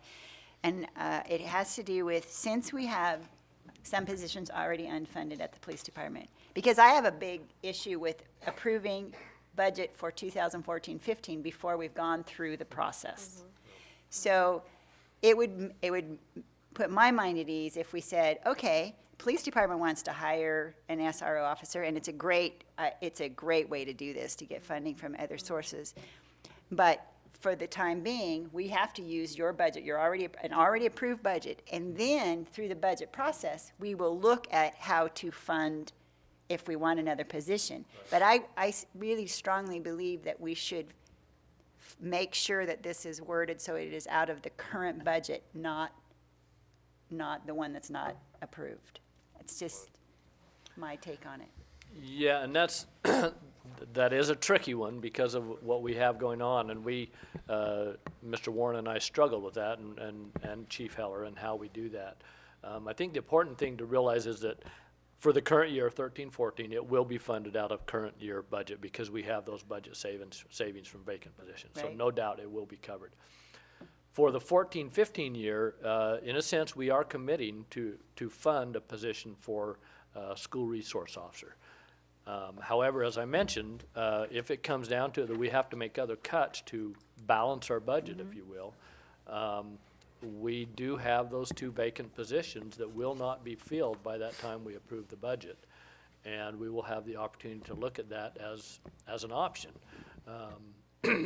The other option that we have tonight would simply to say, no, we're not going to enter into the agreement. And we've kind of made some commitments through when we agreed to assist and cooperate with the grant process, that we would, agree to do the grant and agree to provide the police officers or the SRO officer to fulfill the grant requirements. Placerville. Well, Yeah. also with the schools, I mean, Right. we got them to, I believe, to see if they couldn't get funding or come up with it. Well, so- the schools actually, Placerville Union School District was the one that started the grant That's- process, yeah. and then they came to us Right. as a result of that, and we worked with them very closely, Right. and helping them provide info and et cetera, what we would need to Right. fill the position. So I guess the answer to that, Councilmember Patton, is that, yes, I have that same concern too. We're kind of stuck in a difficult position right now because of the fact that Placerville Union has to move forward with the grant as a part of the grant requirements. They have to start that. They have to get it going. The high school district has agreed to fund the other percentage up through basically the end of May when school is out. So we'll have 1 month this year when we'll have to fund it. That part is, to me, is an easy part. We can handle that. It's funded. The next year, I'm hoping and I'm cautiously optimistic that our revenues are improving and we're going to be able to handle this, but it will be a discussion that we'll have to go through during the budget process, and I think we will have an opportunity to figure out how we address that. So. Okay.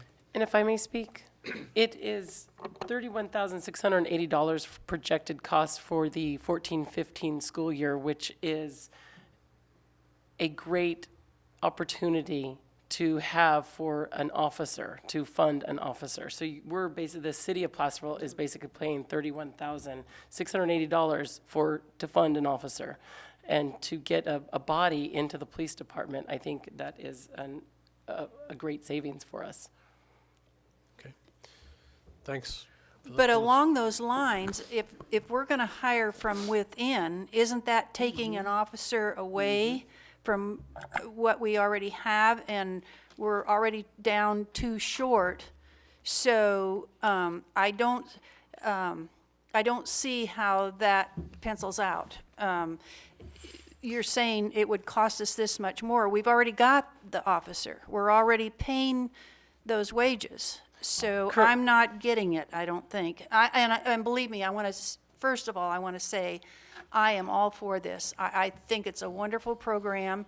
I have seen wonderful results. I remember Officer Bob and I remember John Jacobs. They were great guys to have on this school position, but we're talking about this funding issue now. And so if we're going to take from within, we're already paying an officer. Correct. Right now, how we would model that is we would pull somebody from patrol and have an overtime slot in patrol to fill the SRO position for the next approximately, for the 8 weeks, approximately 6-8 weeks, remainder of school. After that period, we would hopefully be able to hire somebody to fill that vacancy, so we wouldn't have to have an overtime slot for patrol. So the projection then is to, like you say, to hire Backfill. one more person. But we would still have a second vacancy, right? Because you're saying we're down 2 officers. Right. Yes, we're down 2 officers currently. What you're doing tonight is basically authorizing a new position. So basically saying we would be down 3. Am I correct on that? That's correct. Lieutenant Nida? So yeah, it is a little bit of a hardship from that point of view, and as she mentioned, most of the time will need to be filled through overtime to fill that. Now remember that if you recall in our budget that we adopted last year, when you talk about those 2 positions, the 2 positions that are vacant, the way I look at them, are actually what we call cover positions, which were designed to cover for vacation, sick leave, training, et cetera. So those are the 2 positions we were down. And that is hurting us because we don't have those to fill in, so it costs us overtime when officers go to training, have to go to court, have to go take their normal vacations, et cetera. But those are, once we get them hired, we'll be there to cover for other vacancies that happen. For example, right now, we've had for the last couple of months, one officer that has been off with an injury, and we haven't had one of those cover positions to fill in for that, so. That's correct. But, okay, my question is now, Dave, this is the question, these are full exposure numbers that we use here, so we'd actually bill the school district based on our true cost, not to exceed this amount? Yes, I did provide Chief Heller the projection for a full exposure officer, including one that is, seasoned, they're receiving longevity pay, education incentive, those kind of things, and roll-ups. And as Mr. Morris indicated, there is 2 vacant positions. The savings from those positions would more than cover the, in this case, the $10,280 for this fiscal year. And when we meet to discuss next year's budget, there's an alternative service level that the chief has prepared that formalizes the recommendation to add an additional position. You'll have an opportunity to review that, and of course, when you adopt your budget, that would. Well, and those positions may be, the full exposure for a new officer may be less than this on a dollar amount because of the starting pay scales and so forth versus somebody who's got experience and not have full exposure on it. So again, and I think that's going to come up during the budget process, and we can decide how we work that because, like I said, we're down cover positions right now, and we're filling with overtime, and overtime is It really adds up. it adds up, but it is, in some cases, it's cheaper than the new employee because you don't duplicate the benefits and you don't duplicate some of those things in the training aspect. So, and we have a new person on, even if we hire a new person or two, they're going to be in a training mode for a while, so they're going to be in a ride-along situation. So we're still going to be in that type of a situation for a number of years. And I think our opportunity here to get an SRO at the elementary level is going to be thing. It's a lot better than bringing the K-9 unit over to the school twice a year or once a year. Right. This is a lot better that on a daily basis type thing or a weekly basis, they're able to see that individual in uniform and not be afraid to come up and talk to them if they've got a problem. Sometimes they'll talk to them versus Even a without counselor. a problem, so, just having them Right. there, to meet and greet. So, anyway, yes. I apologize, I have one more question for the city manager. Something like this, hiring of a police officer that doesn't normally come to us, is that correct? Is it only coming to us because of the MOU? No, this would be required to come to you because it's allocating a new position. Not hiring the officer is not part of your purview, but allocating an additional position in the police department is something that you have to do. So, and it goes back to the heartburn I'm having over this is the fact that we already have 2 vacancies. Why doesn't the police department just use one of those vacancies for this position, and at the next budget hearing, go through that process? Essentially, that's what we are doing. Essentially, we didn't really word it that way, but as I mentioned, we will not be hiring probably, definitely not 2 of those, but, I'll be surprised if we hire one of them between now and June, based on the timing that it takes to go through the process. As to my knowledge, we have one person, I think, that's just starting the process, Lieutenant Nida, that I'm aware of. Yeah, and so we've got a ways to go. So essentially, that's what we're doing. We're gonna use an existing position to fill this role, which will put us down another officer in filling patrol positions, et cetera. And then we'll consider the whole process. So you'll have the opportunity to look at that during the budget process.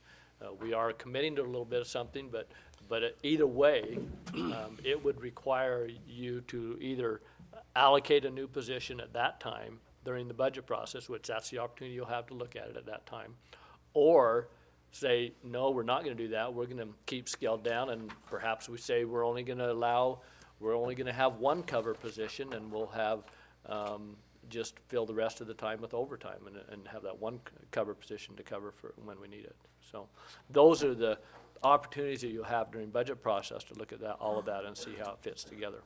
So.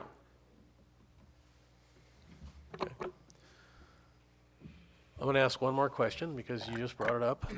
At this point, could we change the resolution to read that we use existing staffing to fill this position? Is there a problem with the grant?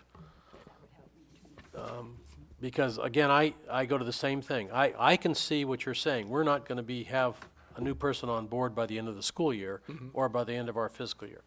So if we authorize reallocation of an individual and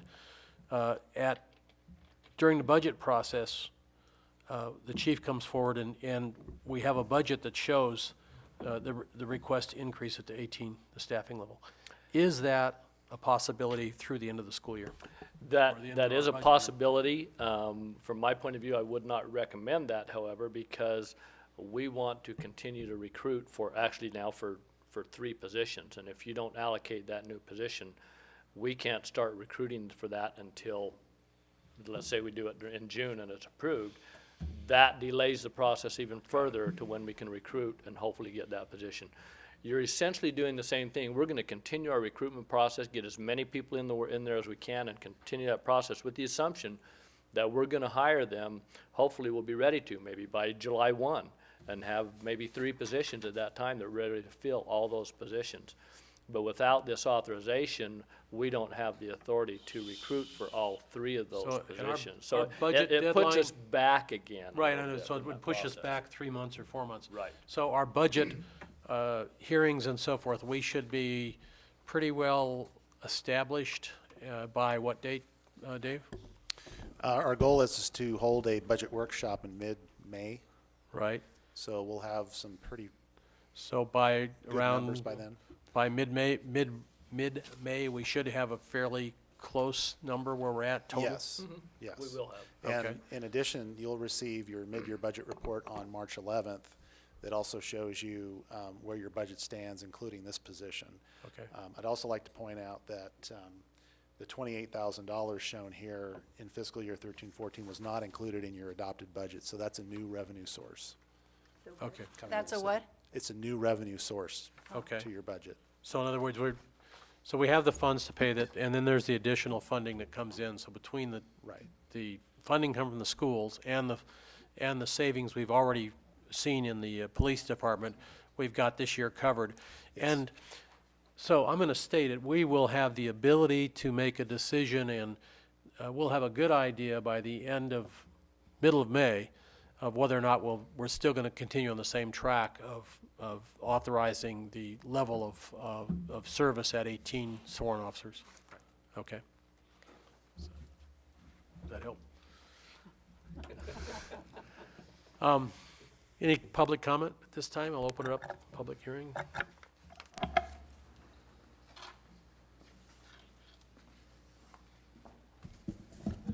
Sue Rodman, when my daughter was in high school, at El Dorado High School, we did have an officer there, and she felt very comfortable knowing that there was an officer on campus that if anybody had a problem, they could go to. He was very friendly. He was very nice. Her opinion was that all the kids loved him unless they were the real troublemakers when they may not have loved him so much. But I think this is a huge opportunity for us to put that back into Placerville. And nobody can say whether Sam LaCara would still be alive if there had been an officer at Tennell School then. But the chances are better than they were when there was no officer anywhere for anyone to call. So I would certainly urge us to do this. Thank you. Any additional comments from the public? Seeing nobody standing, I'll bring it back to the council for action or questions. I move that we adopt a resolution authorizing the city manager and chief of police to execute a MOU with the Placerville Union School District and the El Dorado Union High School District for the police department school resource officer services. Second. Okay, it's been moved by Councilman Thomas? I want to say Wendy, the former mayor, and seconded by Wilkins. So, would you call for the question, please? Vice Mayor Borelli. Aye. Mayor Hagan. Aye. Councilmember Patton. Aye. Councilmember Thomas. Aye. Councilmember Wilkins. Sorry to confuse you. All right, we are at 11.5. At this time, we have recruitment for unexpired term of vacancies for the Planning Commission, Measure H Sales Tax Committee, and the Historical Advisory Committee. Request for staff direction. Ms. Zito? Thank you, Mr. Mayor. We received 2 candidates by the deadline for the Planning Commission. Let me back up. Last fall, we had 3 resignations for unexpired terms. So this would not be your normal recruitment period. That wouldn't occur until March of 2015. So we're looking at 3 vacancies for terms that end either March 1st of 2015 or March 1st of 2017, depending upon who had resigned. We had a resignation on the Planning Commission. We had one on the Historical Advisory Committee and one on the Measure H Committee. 2 of those 3 moved out of the area, so they did no longer fulfill the residency requirements. And the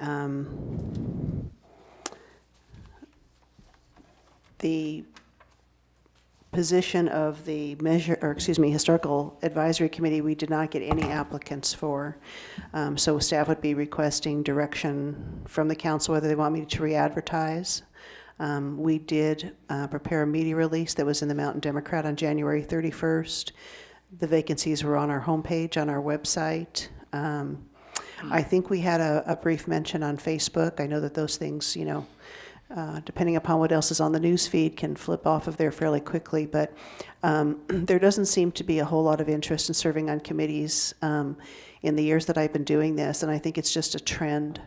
A lot of our folks up here are commuters. They have busy families. They have a lot of obligations, and so we, in our media release, try to explain the time commitment associated with these committees.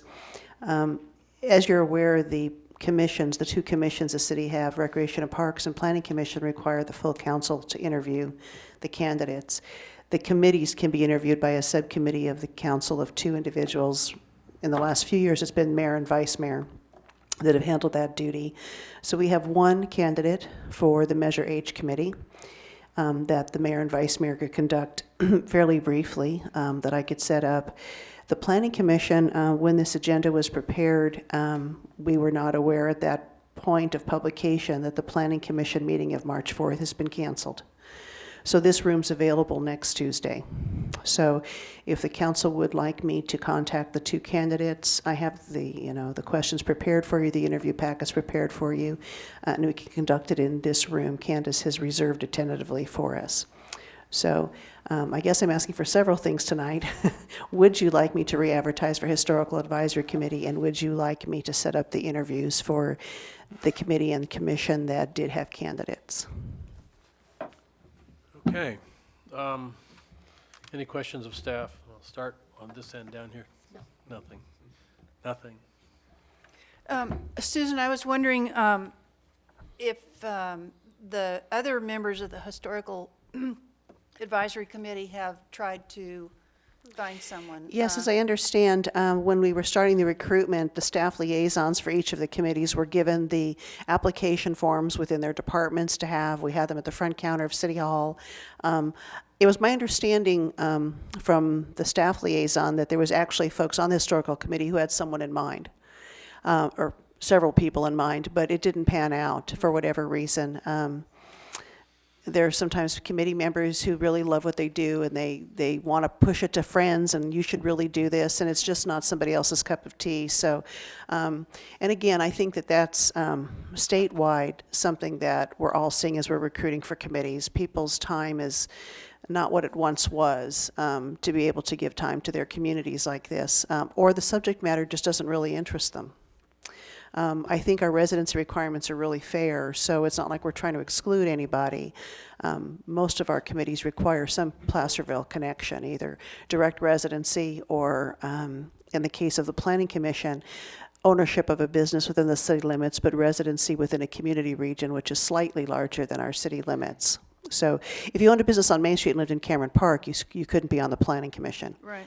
But if you owned a business on Main Street and lived on the top of Sacramento Hill, just beyond the city limits, you probably could apply. So I think that's, as restrictive as we are, but that would still leave almost 10,000 folks here who could apply for something. So, in the past year, sometimes we've used the utility bills as an inserts. The timing for this just didn't work.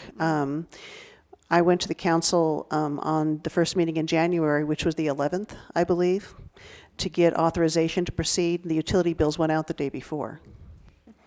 And waiting till March would have been too late. So, but the Mountain Democrat, thank you, Wendy, did get it in a fairly prominent location. So. I do have a question.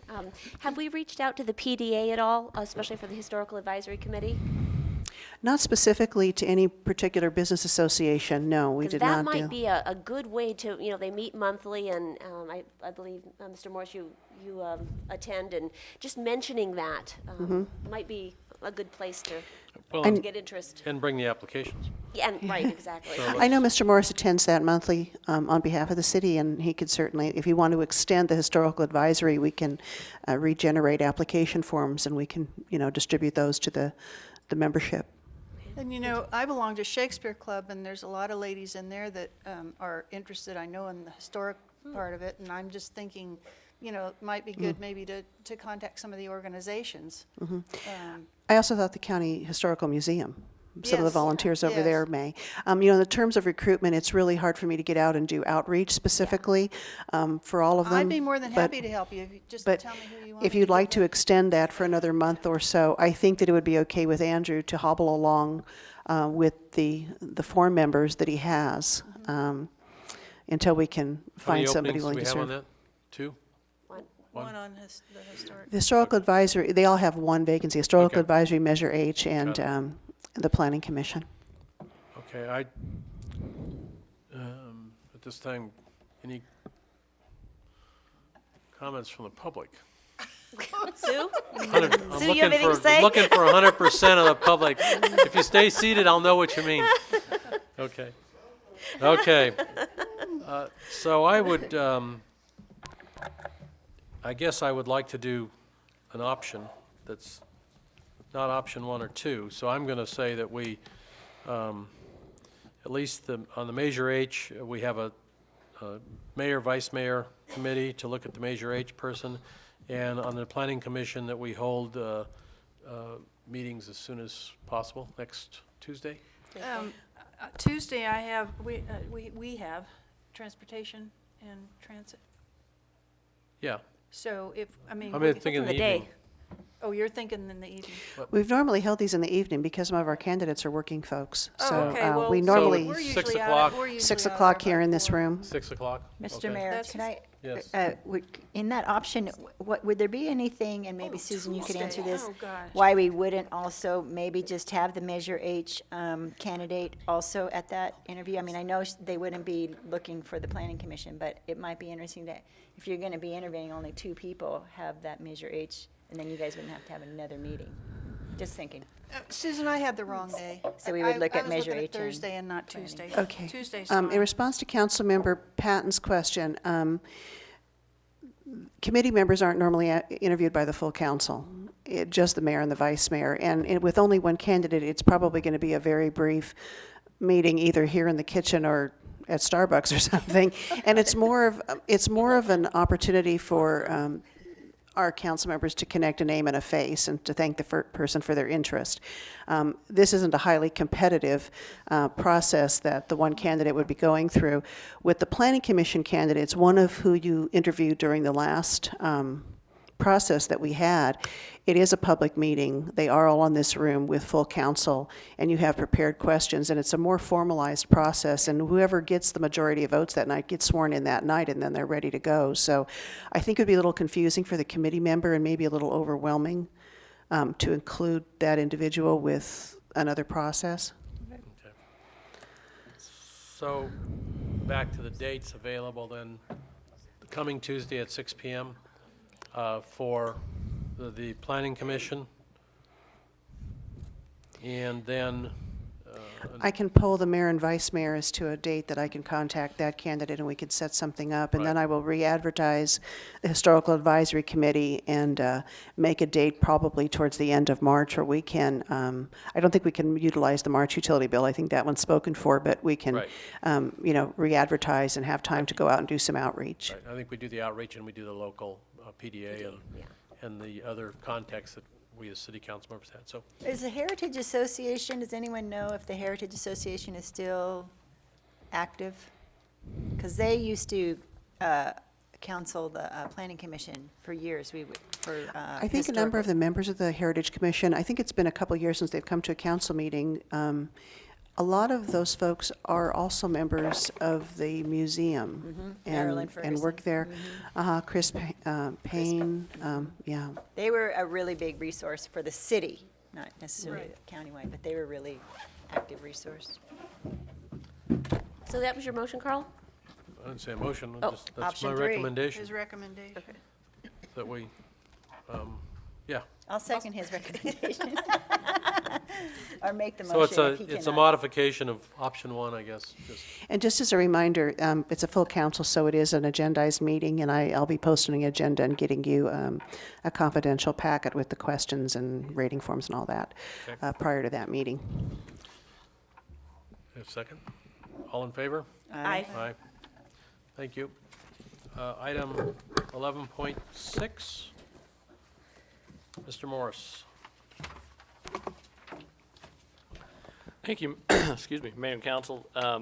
This item is, I've been actually looking at this for quite some time, and I've been working with our city engineer, and he put together rather quickly, and I appreciate him doing that, some numbers for us that we've been looking over for some time, trying to find a way to actually do repave Lower Main Street between, actually, I've put in my report Pacific, it's actually between Sacramento and Bedford. This portion between Pacific and Sacramento is already done. We don't need to do that area, so it's a little bit smaller. But we looked at this, as I mentioned in my report, the need is there. The need is definitely there. As you know, we use our downtown area for several events during the year where we are actually walking in the street, not to mention the mid-block crossings that we have that are also have some concerns. And so we have, as you know, we get $200,000 a year of RSTP funds, Regional Surface Transportation Funds. And we have been holding some of that, as I mentioned in the report, for a little over a year now, over a concern whether or not the Western Placerville Interchange project would come in under budget, and making sure that we were clear there.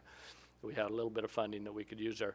So we now have, that we are holding, because we haven't spent that, we have about little over $400,000 actually in that RSTP fund that's available. There are plenty of streets in Placerville that this could be used for. Take your pick. But because of the high traffic and the entrance to town that Main Street is, and et cetera, I felt and staff felt that it was time that we looked at being able to do this, and we should put this as a high priority. And so we put this potential budget together, including the $400,000 from Regional Service Transportation Program funds. And then also, when we looked at it, we determined that over the past, even just the 3 years I've been here, I mean, there's been several occasions where we've dug up Main Street, and it's usually to replace a water line service to an individual service going in. And so last thing we want to do is repave the street and then find out we've got a water line break we have to dig up again. So it's the recommendation of Nate Stong, our city engineer, that we replace those water services, all of them, during this process. And that's All of the old ones.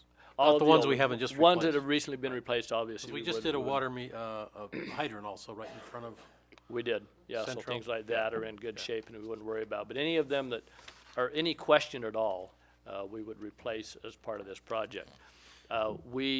You may recall that one time we were concerned about the sewer service also. However, we did camera that not too long ago, Nate, and found that the sewer service is actually in better shape than we thought. And we don't think there are major needs in terms of the sewer lines. We did put a lump sum amount of $20,000 in this budget to include for any unforeseen sewer-related problems that we come across during the project, so we have that as kind of a fallback. So that's the main funding to do those water and sewer improvements, and then for the street overlay. I need to note, I stated Main Street from Sacramento to Bedford. This also includes in this estimate doing Center Street and Stagecoach Alley as part of this process. So it includes those two pieces in that, which are also greatly in need of being overlaid. So it would do that in entire downtown area. There's also money in here for repairing curb and gutter where we have low spots that are standing water in those curves where we know those, or in those gutter pans where we know there's problems. So this would allow us to do work in those areas at that time and fix those to correct those problems. The final piece to be considered a part of this, as you know, we have funding currently approximately just under $60,000 that was set aside several years ago for the downtown streetscape plan, which included bulb outs at the mid-block crosswalks.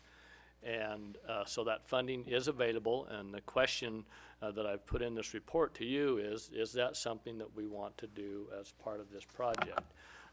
I've gone back and done a little bit of research on it and found some, there was at one time a little bit of work that was done by Dock and Engineering to begin the process, but it was very preliminary, nothing substantial at all. So we would need to do the design work, and one of the points is that that's probably going to take some time to do that in conjunction with the Downtown Association and those businesses, et cetera, that may be affected by it. Obviously, when you put the bulb outs in, there is some parking that's going to be affected by that. I think there's ways, and some of the information I read, there are ways to minimize that, so it's a minimal loss of parking, but it definitely will affect some. And they're pretty well defined where they're going to be at the current crosswalks. We did, so we have looked at that. We think that the approximately $60,000 that is in there is probably sufficient to do that. We won't know until we go through the design process and see exactly where we're at. It's going to be very close. The preliminary numbers I saw showed that we could do 2 of them for about $60,000, 2 crosswalks. So it is in that ballpark. I think that's the major part of my report. I can answer any question you may have, and as I mentioned, Nate Stong, who helped prepare these numbers, or shouldn't say help, he prepared the numbers and gave them to me, is here to also answer questions if you have those. So. Okay. At that time, Ms. Wilkins, you have any comments, questions? Not yet. Okay. Carol? Thank you. Yeah, a couple of comments. First of all, it's amazing that you put this together, this funding, the way that you've moved everything together to make enough money to actually do the job. I'm so impressed.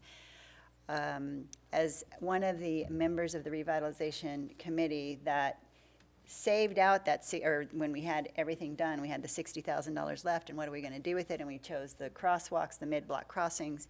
One of the ways that we mitigated the loss of the parking was from basically Robinson's Drugstore west to Sacramento Street, where the sidewalk is the widest, there was a design for parallel parking.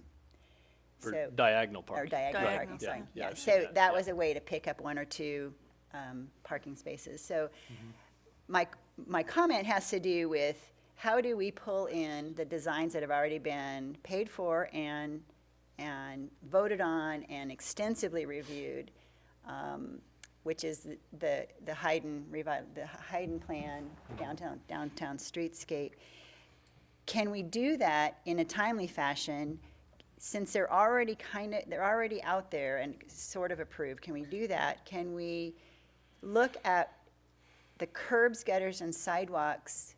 Most specifically, I'm thinking of the one by Bricks that is extremely hazardous. Can we just fix these, and knowing that those responsibilities lie with the property owners, but nonetheless, if we're, it's kind of like what with the Paint What Matters projects. If we're already going to be there, it would be way less expensive to do it all in one chunk.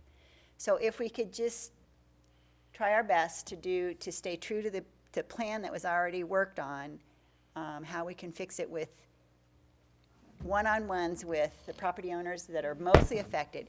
And then as earlier, I know that years ago Patty remembered the project that came forward where Centra was going to expand out onto the sidewalk.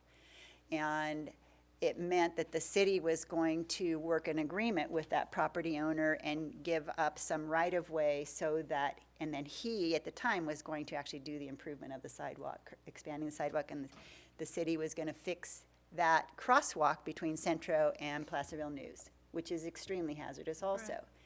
So I think a one-on-one with that property owner, a one-on-one with the owners of Bricks building, and then revisit that downtown streetscape plan so that we can all, and maybe a short, and I'm willing to offer my service. I can't be around a lot, but I'm willing to be a facilitator or at least be there.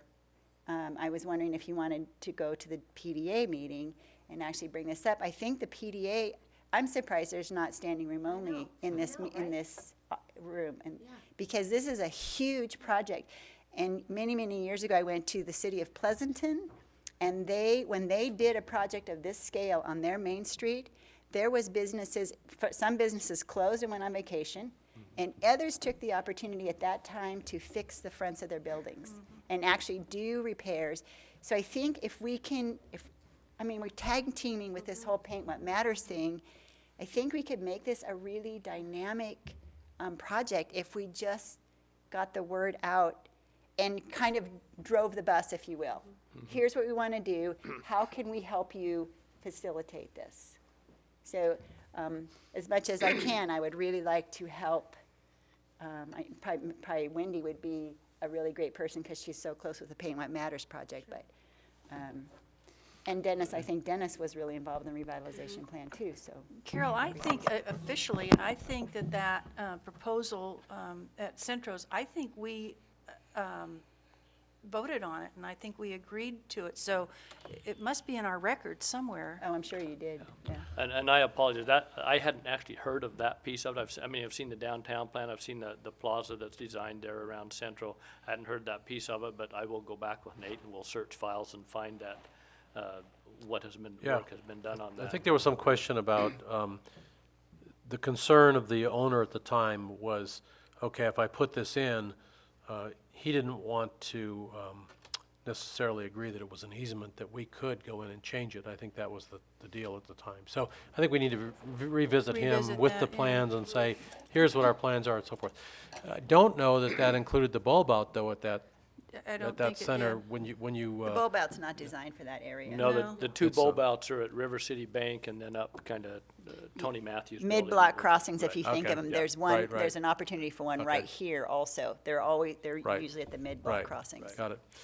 And then I would like to. I'm going to make a comment about the dollars coming from, because in the last meeting we talked about doing a survey on and asking for a sales tax for roads.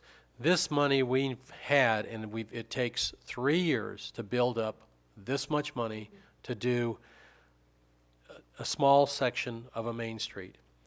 And there was a comment by the editor in the paper after our last meeting about picking up the bad streets.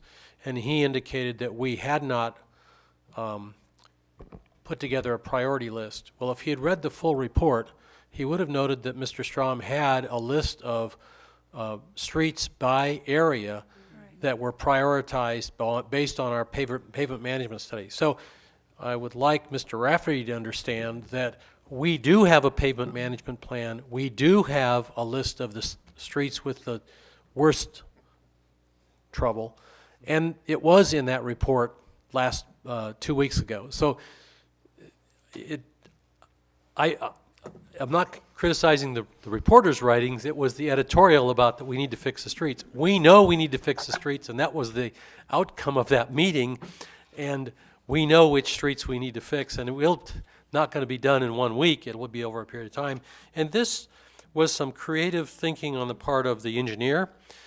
And Mr. Morris. And I really do appreciate this coming out, but this doesn't mean that we don't still have a deficit in funding for road repair every year. I mean, we just cannot maintain our streets on $200,000 to $300,000 a year. Well, if we had to wait 3 years for every road. Right. So part of the downtown plan. And then one other thing, and we're talking about Center Street and Stagecoach Alley.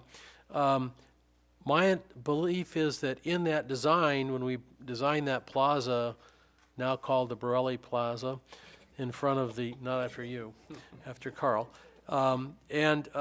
when we designed that, the Herrick Building sidewalk or the Becker sidewalk, whichever one of the two, one of those gets widened in that process. So I just want to make sure that we, as part of that, that we look at that and make sure we're not just leaving a hole there.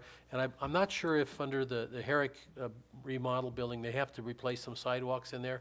And I believe that one of the sidewalks gets widened on that street. So because they're not. So I just don't want to miss that when we do this. I don't want to have to go back in there in 6 months when they're ready to do the other sidewalks after we're done to go in and tear up that street that we just replaced. That's a mess So, up there. but anyway, kudos for coming up with this. And at this point, I'll open it up to public comment. Talk at this end, Mr. Mayor? No. I want 100% of the audience to come up right now and make a comment. All right. And then we'll come back. Your one public is here. Sue Rodman, one more time. We definitely need to do the water and sewer replacement with this project at the same time as the street. It is absolutely stupid to go back and tear up a street after we find out that sure enough we missed a leak. So, and yes, this is one of the things that the Major H Committee said, go for this one, yeah. So, when the pavement cracks are wide enough to grow a lawn, it really is time to replace the street. We don't have a lawnmower that small. If our lawn were all that small, it wouldn't be hard to water them either. But the bulb outs, I have a question about, and I think that a better investment in public safety than bulb outs would be added street lights so that all the crosswalks are adequately lit. Right now, it's very difficult to see pedestrians in the evening. And that's really when you need the street lights to see the pedestrians, is when you need light. And right now there's a lot of shadows, and you really, it's very difficult to see pedestrians, especially everybody likes their favorite black coat. And so that would Especially be in my, the winter. yeah, especially in the winter, big black coat. I would like to see us do the street lights, add some street lights at those crosswalks, because right now some of them have no street lights, and others have a street light on one side, but not the other side, so it makes a shadow. And you really cannot see the pedestrians. And so I think that's a real concern of mine for if we're going to work on Main Street, and especially that section of Main Street that gets the most pedestrian traffic. I think we really need to work on the street lights. Seeing no one else rushing up. The reporter didn't rush up to support her boss. Oh, Carl, you're so bad. I know it. All right. Any other comments, questions? This side would like to comment, Mr. Mayor. That's not, I'm just wanting to make sure I'm. Did you close public hearing? Yes, I did. I turned the mic off and I indicated that all of the audience had been up there. All right. Oh, me? Yes. Okay. First of all, I'd like to second everyone's comments. Just great job, staff, city manager. It's so exciting that you've brought this forward in such a, efficient fashion, especially after our large public meeting a couple of weeks ago, where there was just, and there has been an overwhelming cry to repair our Main Street. And there's no road that is more important to our town than Main Street. And I think it's a perfect use of these funds to start our renovation process for our streets citywide. So just real excited about this. quick question as far as Sue's comments on the streetlights added to the crosswalks. Obviously, streetlights are not in this budget, and I do like the fact that this budget does not impact our current budget coming up. And we have the funds right now, you know, in place. We're not allocating general funds in the future to do this, so I appreciate that. Would it be possible in the development phase of this to at least plumb the bulb outs and things like that for streetlights that we could then program at a later date to put them in? Is that a possibility to easily do that? Coordinating with PG&E providing power, you're talking, I mean, we'd want to make the plumbing go from their service, you know, lines, their secondary service lines to a junction box, so there would be some coordination there. Okay. And we could attempt to make that happen. But even if we couldn't fund the streetlights right now, we could at least put the utilities in place to do that. And potentially feed off of an existing streetlight circuit. Okay. But I'd have to do some research on that. Okay, that is a good comment. And the other thing I would like to take a look at as we're looking at the street is I'd like to question perhaps the placement of at least one of the sidewalks. I see people constantly go from the parking lot by the clock tower and the public restrooms over to Bricks. The crosswalk is pretty far away from that, and I definitely agree with Councilmember Patton's suggestion that we work with the owner of Bricks to fix that really dangerous curb. But I would also like to at least take a look at maybe we could move the crosswalk just a little closer to kind of split the difference, because I know it's too far away, people are not using it, and as people are coming over the hill by the courthouse, people are dashing back and forth, and I always have a concern for public safety on that. So that's one comment I'd like to make on that. But well done, can't wait to see this done. I agree wholeheartedly. I was going to say suggest the same thing of maybe moving that crosswalk up there, because, oh my gosh, the people just run back and forth across there, and then they know they're doing wrong because they're running and they're looking and, you know.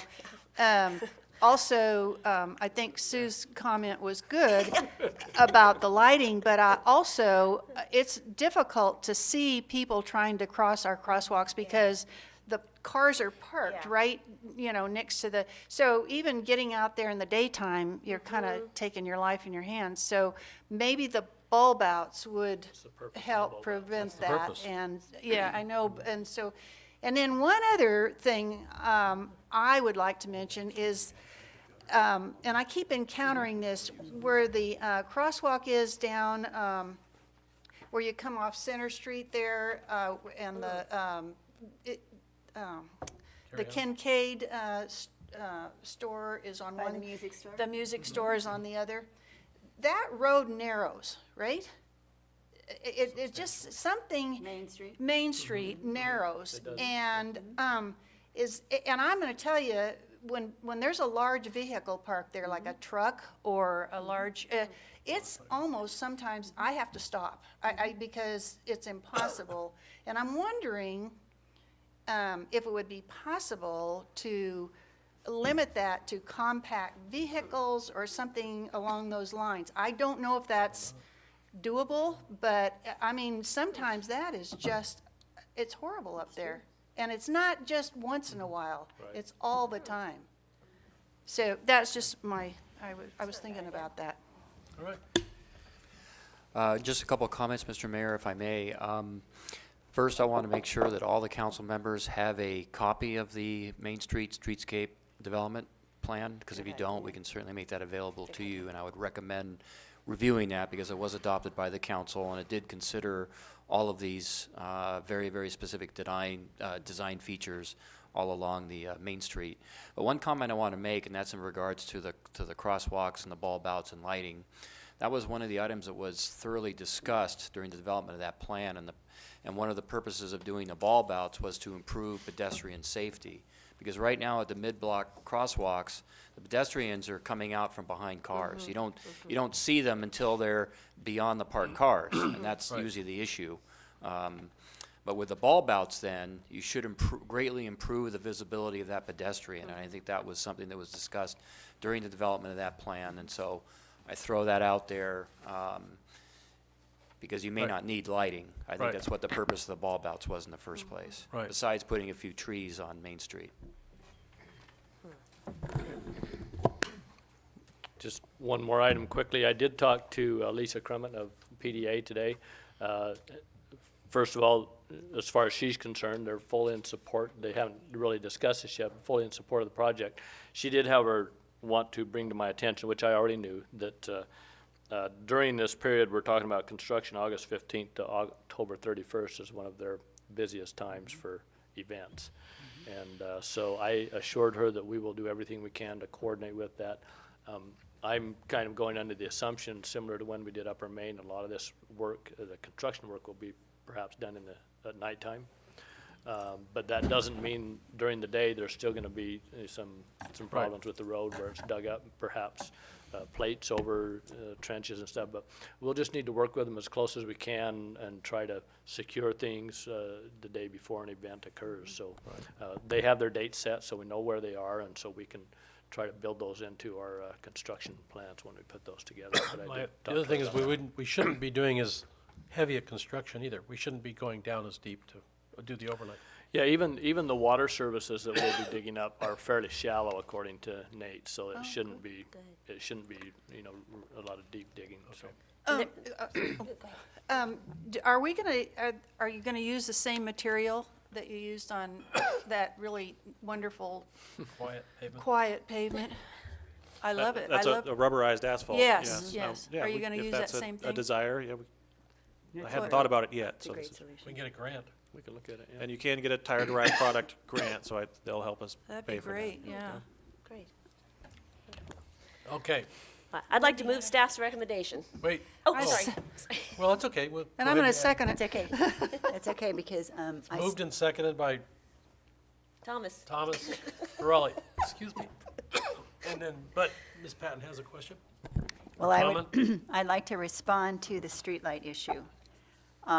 Originally, the new streetlights that are in the ground today were put exactly where the Cobra heads were of yesteryear. So that's why the streetlights are placed the way that they are. The bulb outs were designed, I thought, with a light, small, maybe not as big as those are, but a decorative light of some kind, maybe even a bollard type light to light the sidewalk or the crosswalk rather than the air. Historical in nature would be, obviously. The other thing is that we asked for at the time, whenever Main Street gets paved again, is to put in a water line and to the lamp posts so that we can water the flower baskets. That's right. So I'd like to just make sure that those don't get forgotten. They're not expensive when you do them now, but they are cost prohibitive to do them as a standalone project. Great. So. Okay.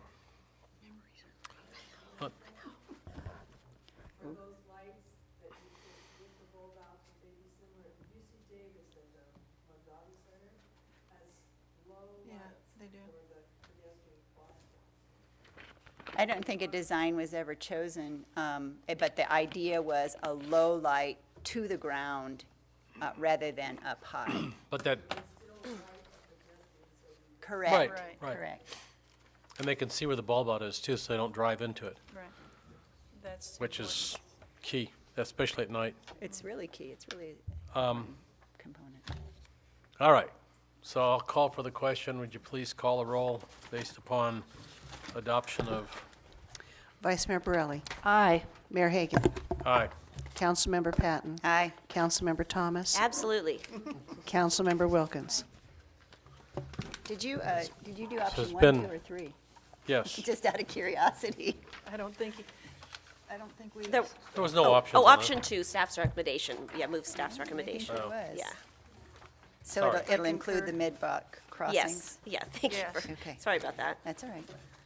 Well, again, this all comes out based upon more engineering detail. All right, so we are on council reports. Council, Ms. Borelli on Transit Authority. We haven't had a meeting. No, okay, no, I assume it's the same report for you, Ms. Wilkins. so. Transportation Commission has not met. In LAFCO, Actually, Councilmember Patton. Mayor, I would like to just say that I'll be representing the city and the Transportation Commission at Cap to Cap, and greatly want to thank the Transportation Commission and the city of Placerville for that opportunity. I'm really looking forward to that. So, Thank you thank you. for reminding me of that, that we did take that action. LAFCO, Councilmember Patton. Meets tomorrow. Tomorrow. Okay, so we won't try to guess what they're going to do. And SACOG, we met last Thursday. There was comments on ARENA, which I made earlier. There was comments on pending legislation for low-income housing financing, which is currently pending with legislature. But SACOG may or may not endorse that, but that's probably going to come out later this assembly session. And that was the only other thing. There was unmet transit needs, but do not apply to this county, and Transportation Development Act claims for the city of Wheatland. But fund finding, that's pretty much it. The findings or the funding apportionment for fiscal year 14-15 is pretty much the same as it's always been. So we'll get our same amount comes to the county, which the Transportation Commission passes out by formula. Allocates by formula. They don't pass it out, do they? All right, Ms. Borelli and SEDCORP. They haven't had a, the meeting is already passed for this month, but they continue to pursue the broadband issue, and information, it's on the internet a lot, and George posted something on our Facebook page, and then they're also, I don't know if you saw in the paper or not, that one of the, oh gosh, I can't remember the name of the bank, the little, I keep wanting to say River City, and it's not, it's down. Anyway, one of our local banks, had a loan program for small businesses, and so I let Randy at SEDCOR know about it, and so he arranged to have one of their folks come over and attend that meeting, and I haven't gotten the, so, you know, we're talking, Carol, you mentioned about this would be an opportune time for maybe some of the businesses to, you know, do their, and I think SEDCOR might be approachable to, because they did help the train depot that we talked about. They did loan them that money to do that down there, and so I'm thinking that that might be a possibility, because they do small loans. And then also this other, the bank down there that we, that I'm talking about was in the paper. Huh? The one you can't remember. Is it Valley? Anyway, but so there's some possibilities out there that these, you know, the folks might be able to approach them, so.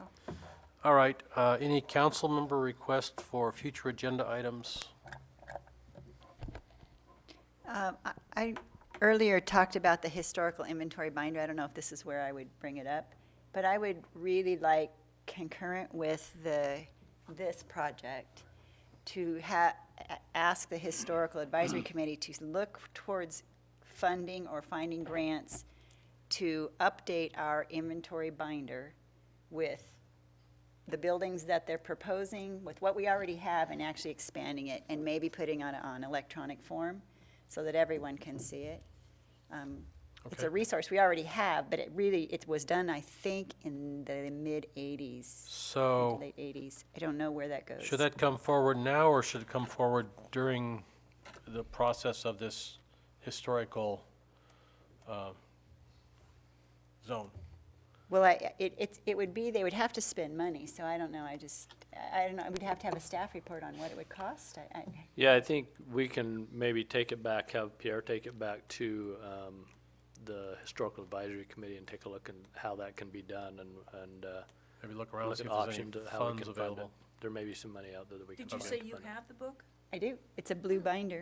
It's really old. It just, you know, I mean, but it But has. you probably got all the dates and everything. It on has an this. inventory, yeah. It was done by Betty Larveld. Okay, Oh. well, She was big let's on have it. that committee bring it back. Yeah, that's what I think it Okay. belongs with. Is Thanks. that committee. There were no items pulled from consent. Mr. Morris, do we have any reports from the city manager or staff reports this evening?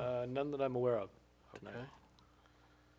Okay. Upcoming items, tentatively scheduled, our next regular scheduled city council meeting will be next Tuesday for the purpose of interviewing for the planning commissioner, 2 candidates. Which is March. March 4th. And then the following regular city council meeting will be on March 11th.